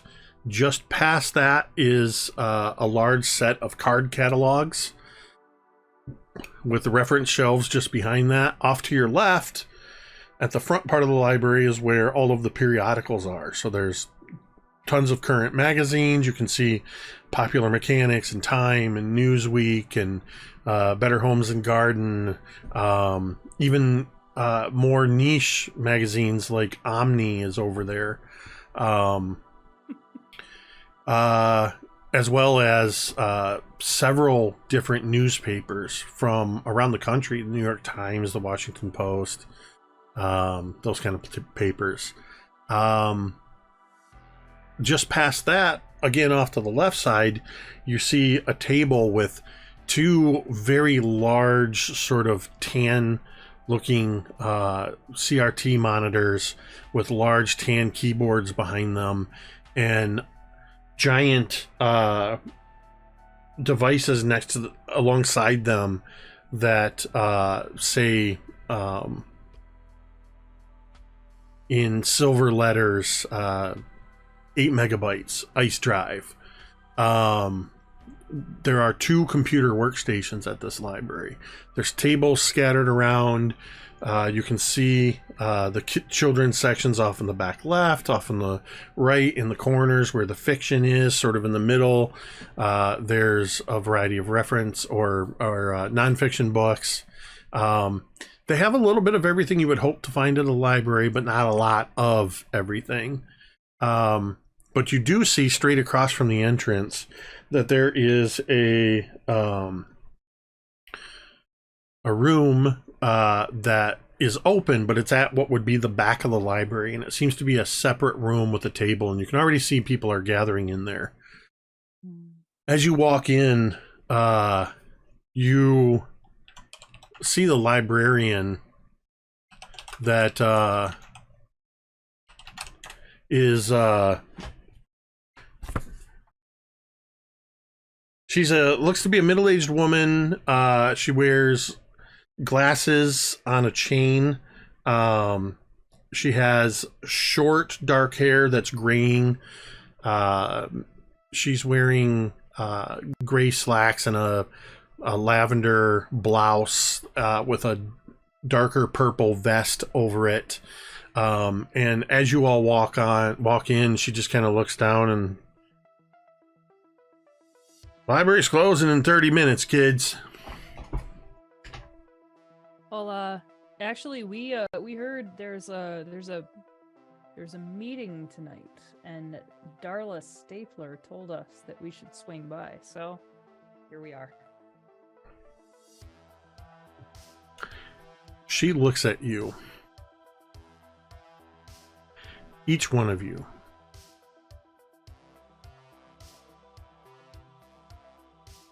If Darla invited you, then you're allowed back there. I don't want any funny business. Fine. What are we gonna do? If you cause any trouble, you'll end up being dragged out of the room by your ear. Ooh. You can go in the back. 1 donut per person. There's donuts. Oh my god! and I bump Oak, and I'm like, "This was a great idea. Thanks for remembering." This is the best night ever. As you head to the back, you see this room is not very large, so it seems more crowded than it is. There's probably about Tamiko, roll me a d10. Okie dokie. 10. There are a total of about 15 people in this room. There is one table that's sort of set aside from the others, and you see at that table Darla Stapler. You also, anybody who's been to Littlefinger Frank's would recognize Frank Hopkins, the owner and proprietor of Littlefinger Frank's. Nora, the librarian, comes. You would have seen her name on the librarian on the checkout desk that says Nora Galloway. She walks in and takes a seat, and there are two others, a man and a woman that you do not recognize, you've never seen before. And then there's about 10 other people that look to be locals. All of them look to be locals, but just random people. Think city council meeting vibes. Like just a random selection of people that are here. Are there chairs like around the outskirts of this room? Yes. That's one that Rosie would want to take. And you do see that there is in the corner of the room, there's a card table set up. It's got one of those tall silver percolator style coffee makers, and little styrofoam cups next to it with packets of sugar and creamer. And there is a box. Actually, there's 2 boxes of donuts that are very large and very fancy looking. Ooh. And on the boxes, you can see that it says Sweet Paradise. God. Hold on a second. Yeah, it says Sweet Paradise on it. I would look and I'd be like, I would lean down to Coop and I'd be like, holy shit, this thing is catered. Sorry. Donut's almost the size of my head. Correction. It's not Sweet Paradise. It's the cooling rack. The cooling rack, a bakery. Yep, I got my businesses mixed up. I want to take a donut with sprinkles on it. Coop's gonna grab one of the obligatory tiny paper napkins and put the enormous donut on Cocktail top of napkin. it. Like it's like full on. The Oh, glaze this is- flaking off. Yes. This is the Titanic. Here's the little lifeboat. We're gonna put the Titanic on. Yeah, right. Boom. You do see that on the table as well. There is a pitcher of Tang. Oh. Rosie does not take any Tang. I was gonna be like Sunny D. Oh right, but Oh. then didn't work. Nope, out. I don't think Sunny D was an '80s thing, was it? Sunny D was around in the '80s, but it didn't become popular till the '90s. 'cause The 90s. commercials didn't hit at all with kids in the '80s until the Hang or bust, baby. Hey, Oh, wow. holy- Sunny Yeah. D's been around since It 1963. was called Sunny Delight Yep. for a Sunny long, Delight. long time, and it didn't Yeah. turn into Sunny D Still is. until Till 2003. Welcome to 80s Facts with Yeah. Chad. yeah. So, I do my reference. I do my reference research outside of this game. as you all come into the room, Darla takes note of all of you, and she just kind of gives a little friendly wave. And for a few minutes, there's just murmuring and chatter around the space. And then you just hear this from Darla, and the room grows quiet. All right, everyone. Welcome again to our regular Tuesday night meeting of the Paradise Phasmatological Society. Classic PPS. Now, and for a few minutes, she kind of goes through some very basic minutes. She kind of talks about a few things, mentions that they have an upcoming bake sale, and that there mentions a couple places. She does say at one point, our planned overnight excursion to the Stapler house, my family's house, unfortunately will have to be canceled. We're going to have to try to reschedule it for later in the fall. It's well, things are just not quite up to snuff where they should be, and I've been told that it could pose a safety risk to have too many people in the house. And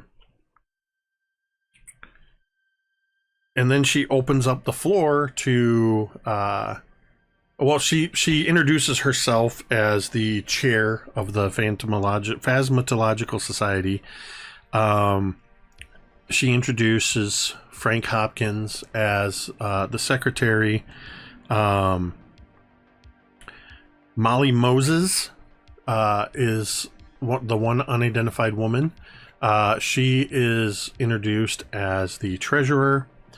Kamiko is springing into action right now. The other individual is introduced as Dr. Dennis H. Lachlan, and then he inserts, as she introduces him, he inserts DDS rather pretentiously after it. I would kind of bump Laz, and I would kind of look over at him, and I'm just like give him a look like this guy's a douche. And introduces Nora. Go to 4 years of dental school to be called Mister. That's Doctor. Thank you very much. And introduces Nora Galloway, the librarian. Nora. And then she opens up the floor to any new business.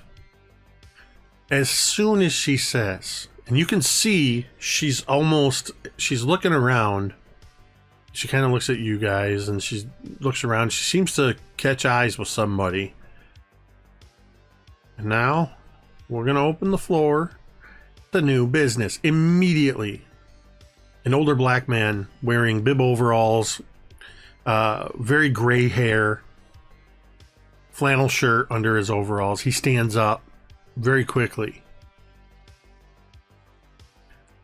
I'm just wondering if anybody's going to... Uh-oh. Carrie dipped. She froze about Yeah. 10 seconds ago. I did not notice that. I need to bring up the thing. I can't put a placeholder in there either. Julie, do the thing. We'll give her a moment here. Tamiko, you can have another try at it while we're waiting on... Tamiko, bam. While we're waiting What? on... What am I doing? While we're waiting on Carrie. Oh. While we're waiting on Carrie to fix her stupid internet connection or whatever happened, could have been a blue screen, check out teespring.com. Teespring.com has lots of merch for mini terrain domain, original designs, epic athletic wear, mugs, and Jock straps. No, there are no jock there are straps. no jack straps.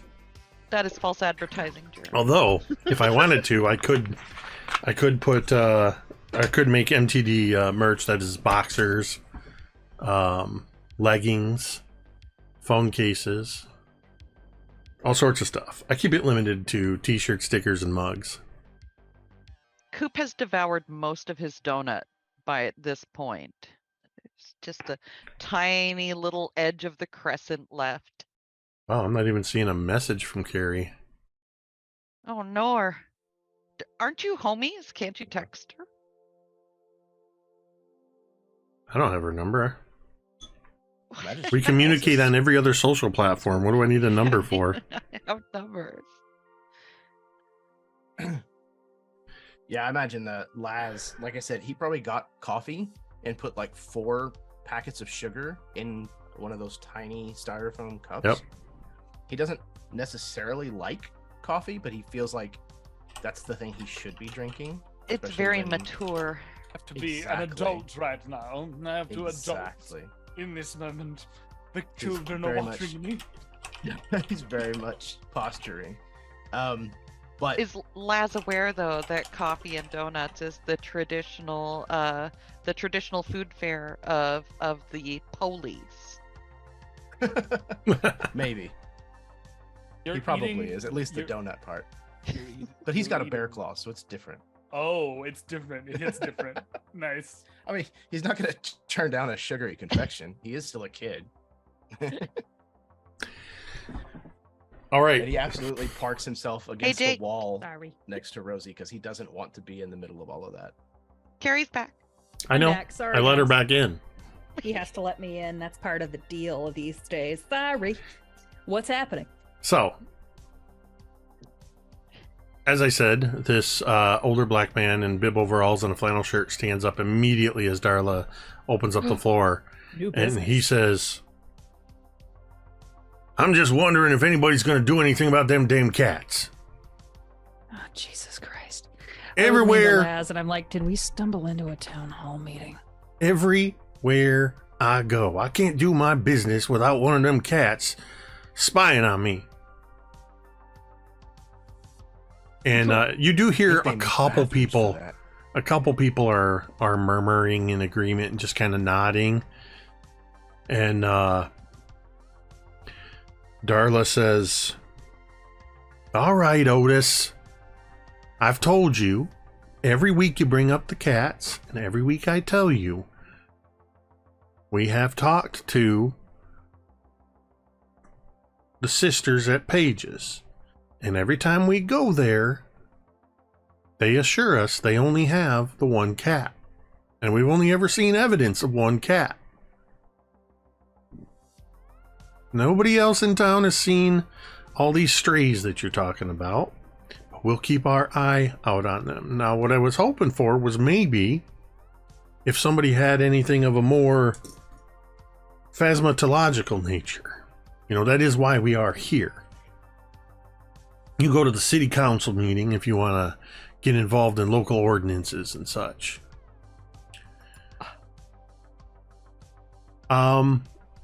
Laz speaks. He starts to be like, but Do you actually speak up? I mean quietly. But Jake, did you say that the table with the donuts was in the back of the room? Oh, Christ. See I- that glimmer in your eye? I mean, it can be. I don't think I really specified. I just specified it's in a corner. Excellent. I think it's in a corner in the back of the room. Okay. Just hold that thought. Okay. Carry on. Sneaks away. So, Look, Coop's waiting for a moment to sneak another donut. Okay. Laz, you start to very quietly you say something, and Darla immediately. Was there somebody in the back? Ah.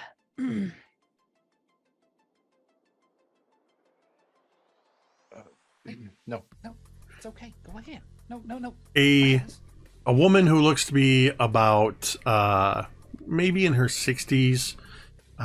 She's wearing a members only jacket that's 2 sizes too big for her. It's sort of a pale blue, and she's got a big purse over her shoulder, and she's got she wears a bandana kind of over her hair, like her hair's pulled back, and she has the look of somebody who is she looks like somebody who's worked a day shift in some sort of manufacturing or industrial thing.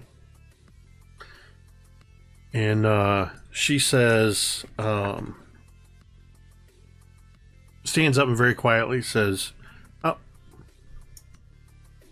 I actually had something. I don't know if it's worth mentioning, but I kind of thought maybe it fits."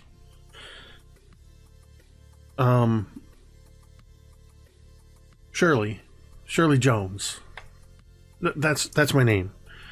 And I work in the one of the sorting lines at the Paradise Orchards processing plant. And you know, it's not glamorous work. It's kind of boring. I find myself kind of drifting around a little bit, just looking around and stuff, and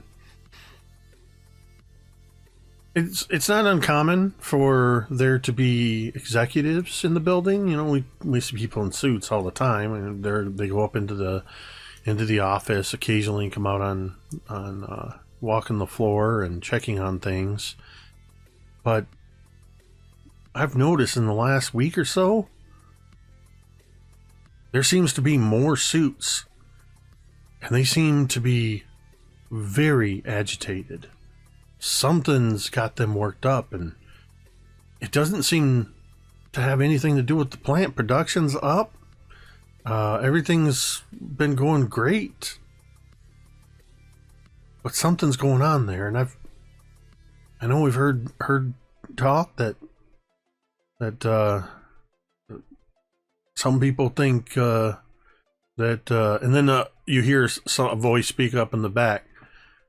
"I told Travis the government's spying from that place.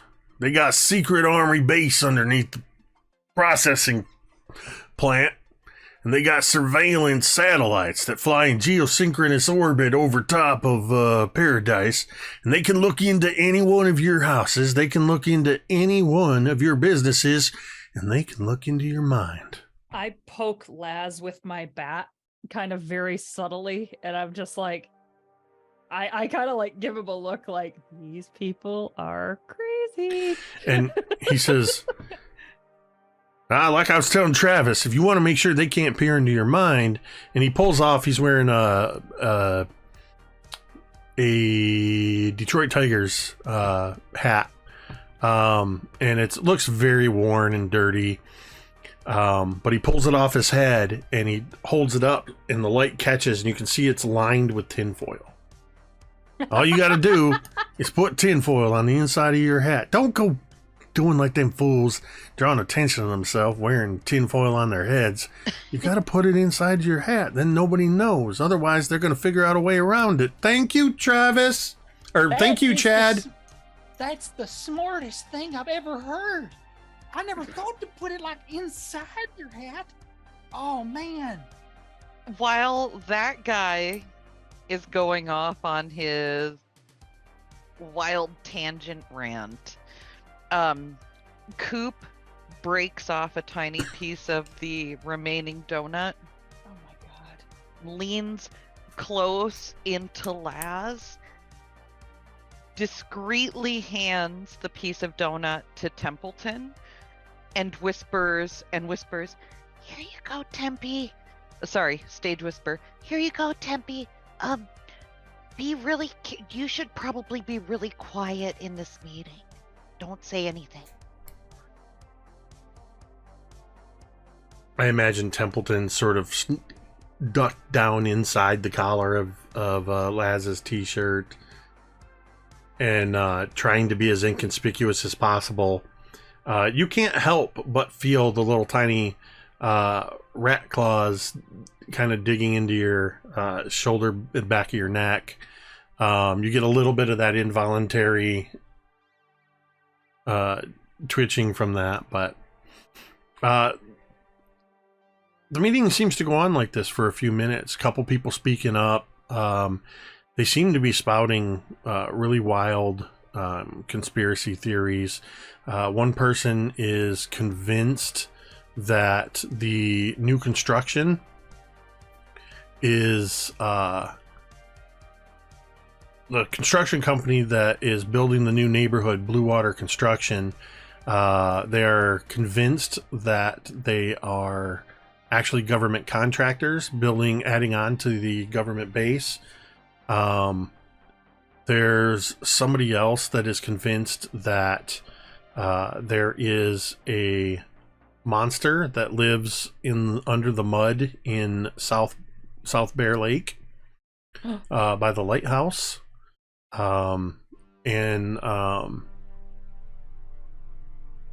There is probably about every third person. Otis mentioned somewhere else he was in town when a different cat was watching him. That guy is Oak, but like 30 years difference. It's like, yep, that guy. I'm gonna be that guy. If I don't change now, I'm gonna be that guy.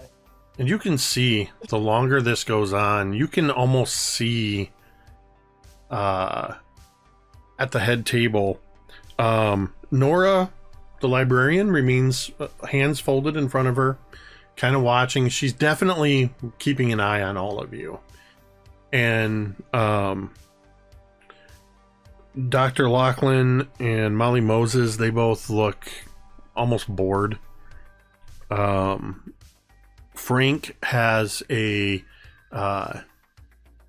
pulled out a toothpick and is just sort of digging at his tooth absentmindedly. And Darla is just calling on each person, and with each person you can just see her disappointment growing and growing. Coop leans into his friends and says, This isn't as exciting as I thought it would be. I thought they'd be talking about Dog Boy or something. Yeah. I mean, No, yeah, I thought that there'd be more like paranormal things. At least there was donuts, and we can chalk this up to a good story. We can laugh about it later.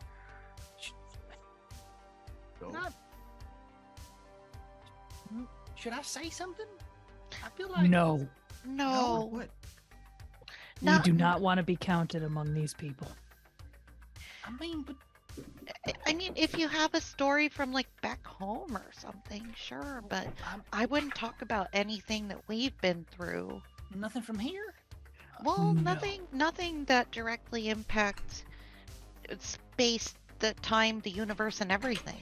At least. Well, and That's you big. heard That's big, Poop. Like Oh. that's. you heard what Heinz said.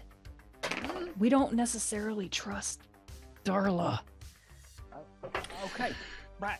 Then We could Imagine maybe how many- talk about the car. Questions they're gonna ask us? Like, they're gonna keep us here for hours.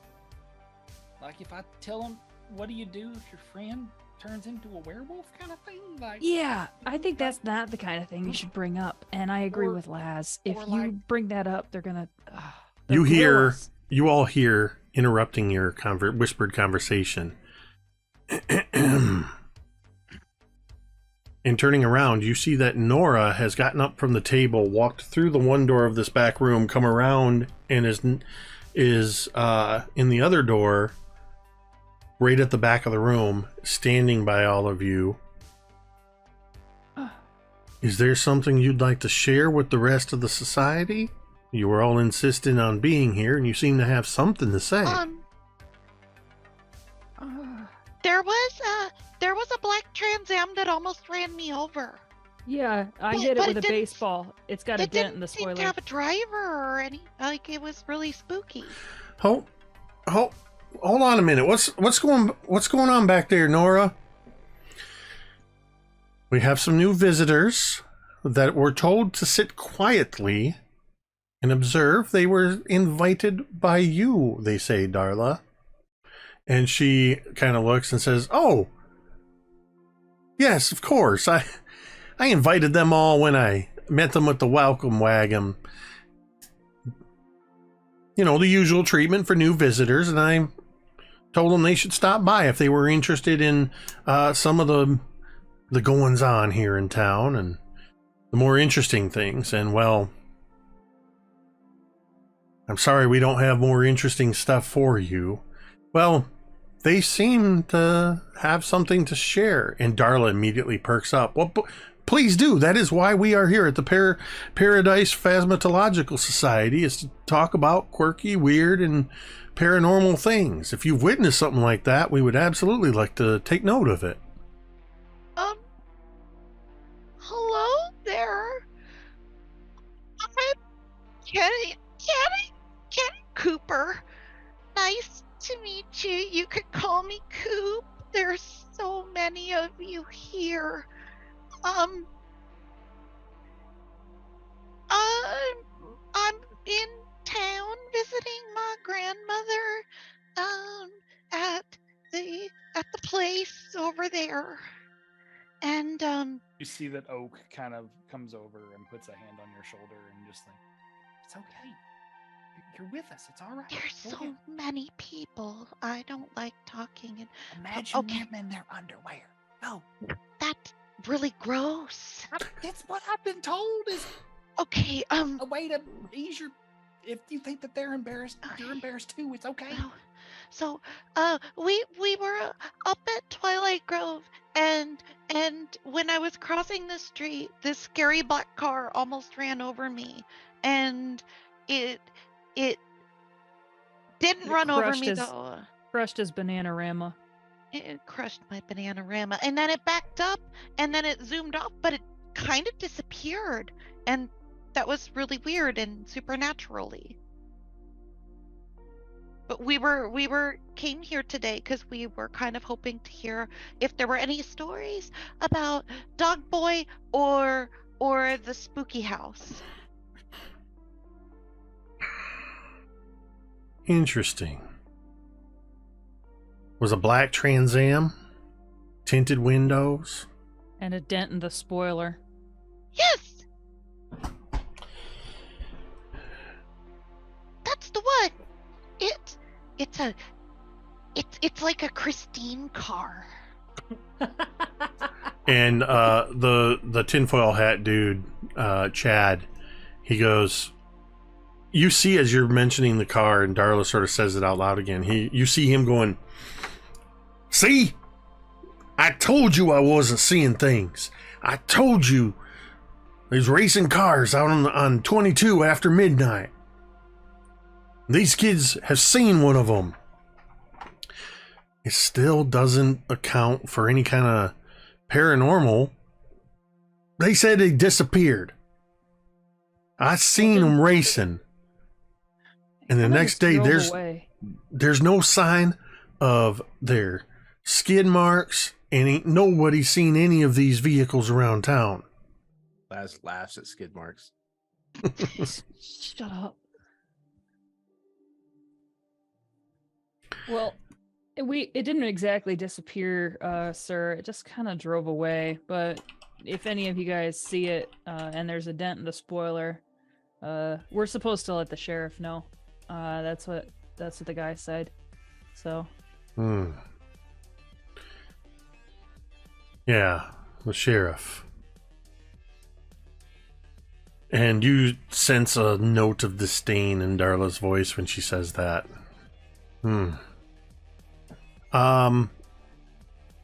The creepy house to which you are referring. It's really spooky. Well, I know it can seem that way.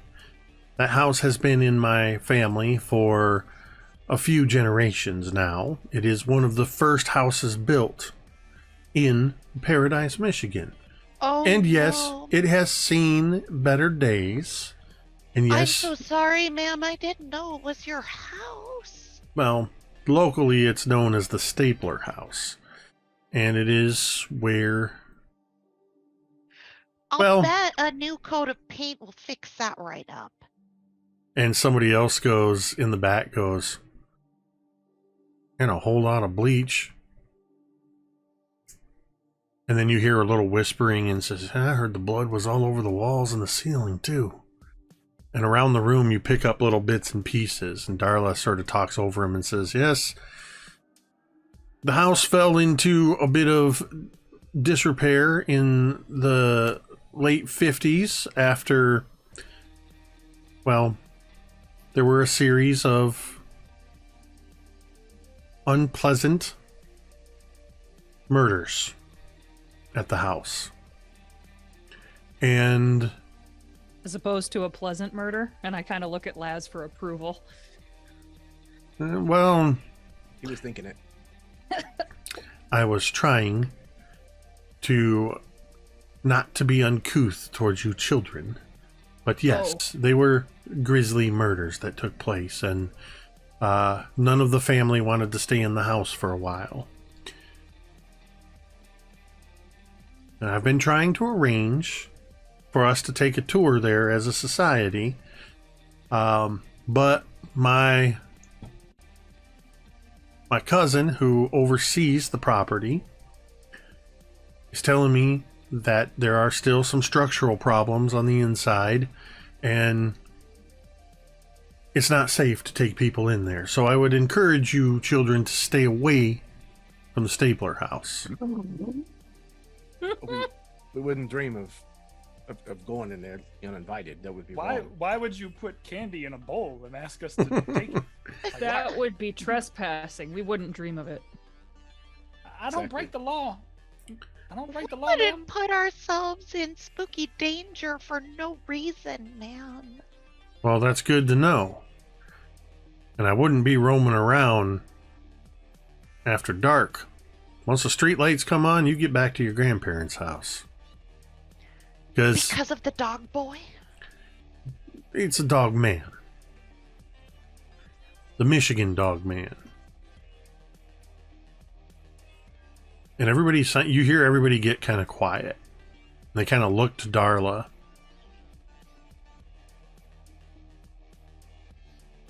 The Michigan dog man is on our list. It is local folklore. Allegedly first appeared in the late 1800s right here in Paradise. The early accounts described it as a 7-foot-tall, blue-eyed, or some accounts say amber-eyed, dog-like animal that walks on 2 legs but has a torso of a man and a fearsome howl that sounds like a human scream. According to legends, it appears every 10 years. They talked about it a little bit in the Strange Tales and Other World, or Strange, what's it called? Strange Things and Otherworldly Tales. You've got it. It's the magazine. You've got it right now, Oak. Oh yeah, Oak will pull it out. Yeah, like this one, right? Well, there have been attempts to locate the creature, and we actually do take forays into the local wilderness on the full moon looking for signs. It just so happens that this year is the 10th year of the 10-year cycle. This is why it's not safe for you to be out after night, because we don't know when and where the Michigan Dogman will strike. But you keep your eyes out for anybody that acts in a strange behavior, like a stray dog. If any of you start to grow fur on the back of your hands, or your body starts to twist in the shape of a half man, half dog creature, or you start howling at the moon. Isn't that just puberty? You get a few laughs for that. You be sure to let us know. Oh, we will. Anyway, speaking of those streetlights, we ought to be getting home. Guys, should we peace out here? I think we better head I'm kind home. of tired. I think And really yeah, tired. Twilight Grove is quite the hike. Well, thank you all for this fun time, and thank you for the donuts. It has been illuminating. Definitely. Well, Definitely that. if you see or hear anything out of the ordinary, you can come to our Tuesday night meetings, or you can find me at the cooling rack. That is my bakery. The donuts were really awesome. They were very good. And the coffee, too. Thank you. And thank you, everyone. This meeting of the Paradise Phasmatological Society is adjourned. Laz, as he's walking past the librarian to leave, he goes, "Bitch!" Excuse me.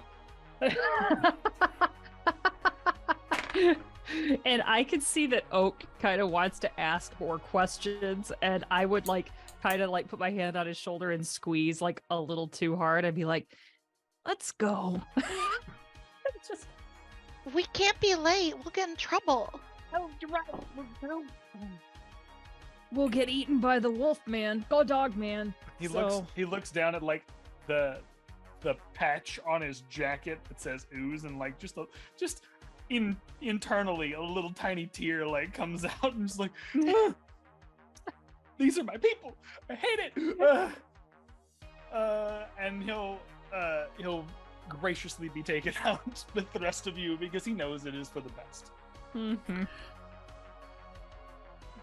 And I would, as we kind of get into the parking lot, it's like a warm summer night, and I would turn to everybody and like, "What the hell was up with all of them?" I don't know. I'm really glad we didn't talk about things Yeah. while we were We- in there. We need to not tell them any of that stuff. We need to not go back. Oak. We need to Yeah. not go back. Why are you looking at? Oh, okay, look, fine. I won't go back. It just they want to talk about conspiracies, and I like that kind of stuff. Yeah, but you can only like that stuff. So if Oak, if you tell them the kind of shit that we've seen since we've been here, I mean, who the hell knows what they'd do to you? No, I know, I get it. I understand. I Plus, don't know who to trust right now. remember, Outside of it's a- you guys. remember, it's a small town too, so anything that gets said's gonna spread. Fair. I get a feeling that, I mean, tell me if I'm sounding nuts, but I get a feeling that people are watching us. Guys, You feel that too, like itchy in the back of your neck, and I think that might And you I just turn be and nobody's there. I like think back fabric to my softener, but it could just be that. But I think back to my encounter with the drunk this morning, and I'm like, yeah, I just kind of get that feeling. You know? Everybody roll a brains check. I think for now, maybe we should just trust us, you know? I agree. I think that's right. 4. I also got a 4. I exploded. 10. Twinning. Wow. Okay. This is not a pass fail. Oh, noted. You got something to say, Jeremy? I was just hitting up the bingo card. Oh, There's only a few sad squares on it this week. this is not a Got 4 pass. so far. This is not a pass fail. This was just to see who rolled the highest, and it looks like it was Oak Makes sense. who rolled the highest. As you all are discussing this, Oak, you see across the street from the library parking lot, there's a intersection nearby where some other buildings are, and there's street parking there that in this part of town, it's not immediate downtown, so it's parallel parking with meters. and you see a white van with the Paradise Orchards Processing Facility logo on the side, and you see suddenly in the driver's seat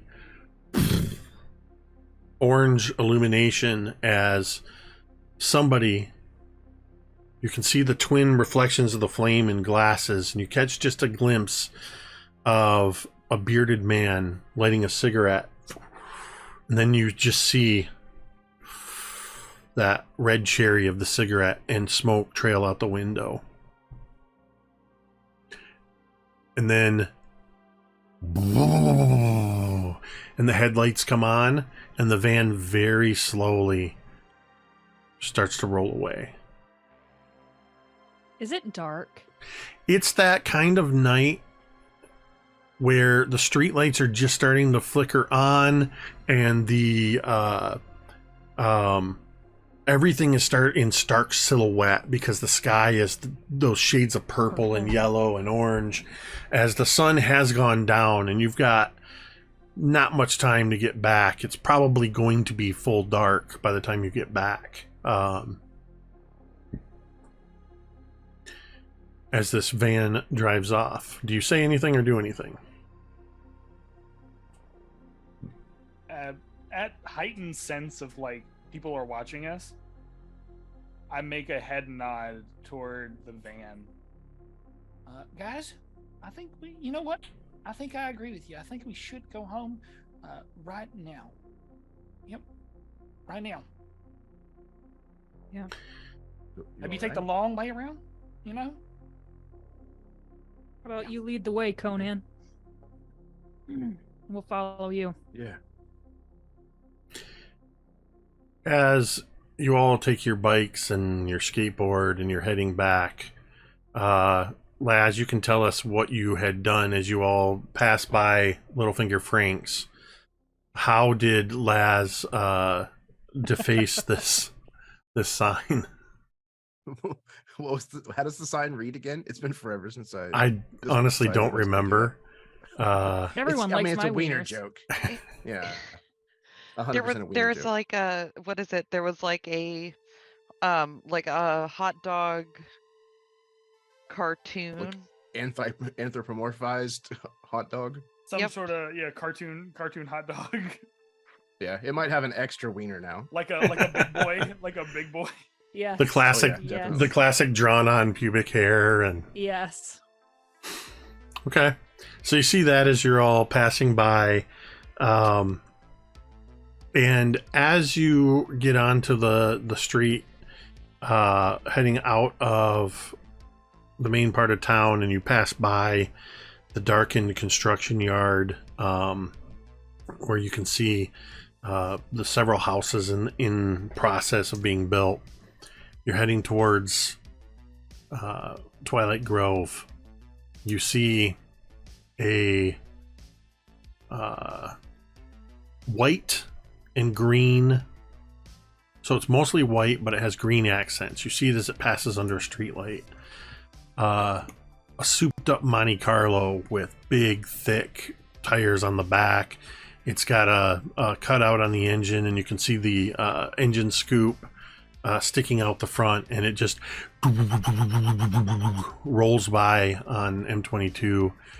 A couple moments later, you see a cherry red with white stripes 1969 Chevy Chevelle with the rear end popped up, and as it passes by you kids,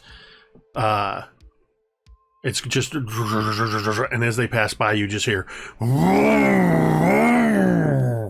and then a quick, they're clearly moving already, but you hear, and the tires actually squawk really loudly as they catch rubber in second or third gear, and they take off.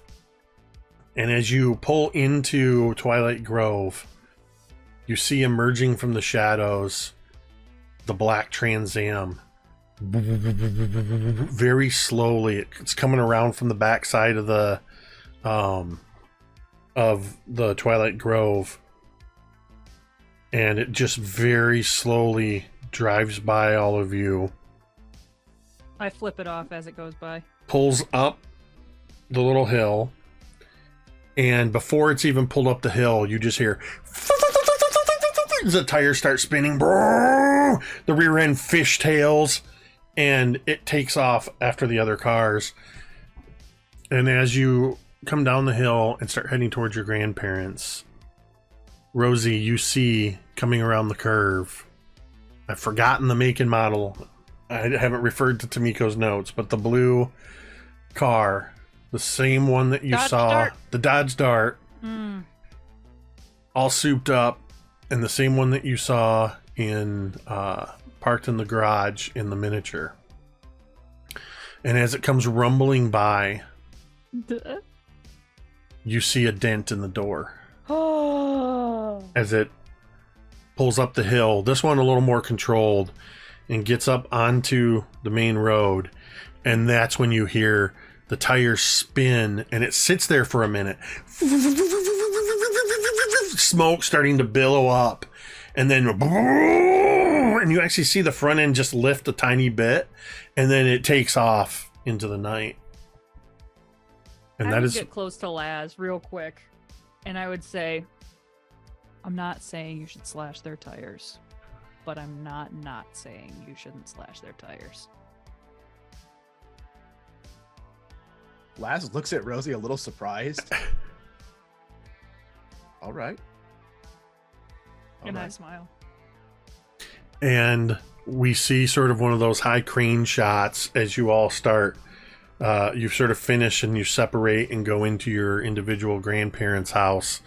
And the last thing we see as we're looking down on the illuminated Twilight Grove, or rather the last thing we hear is the sounds of the individual doors to the grandparents' house closing. And in this high angled shot, somewhere off to the northeast, we can see headlights and taillights of half a dozen or more cars that are gathered together, and we can just hear the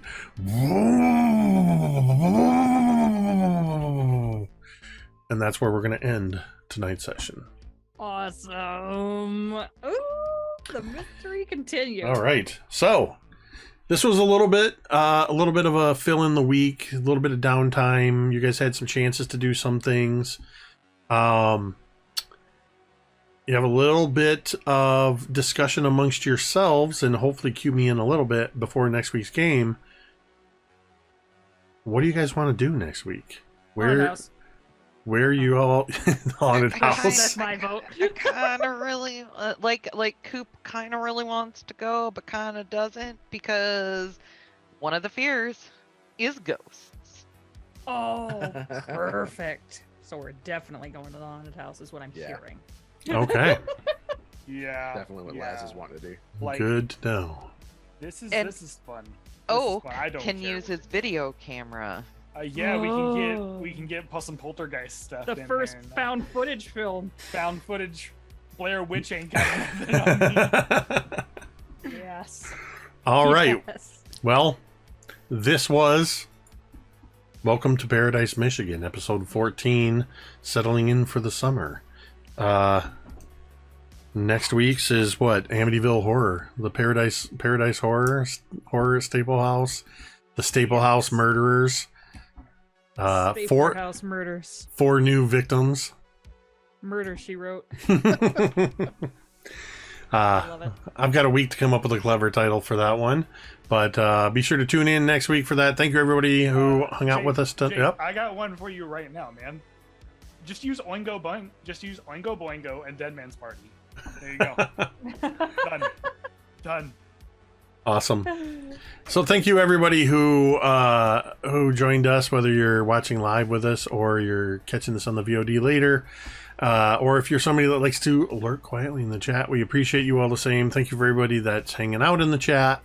I love seeing activity going on in there. Thank you to Tamiko for putting together the bingo cards each week. And of course, as always, a huge thank you to these amazing players that I get to play this game with each week. Thank you, Chad, Tamiko, Carrie, and Jeremy. And though they were not with us tonight, they were with us in spirit. Thank you to M and Ted, all of whom, without all of these players, this would just be me talking to myself for a couple hours. With that, we're going to go ahead and end the stream the same way we end every stream. And you can say it with me if you want. Can I have another donut?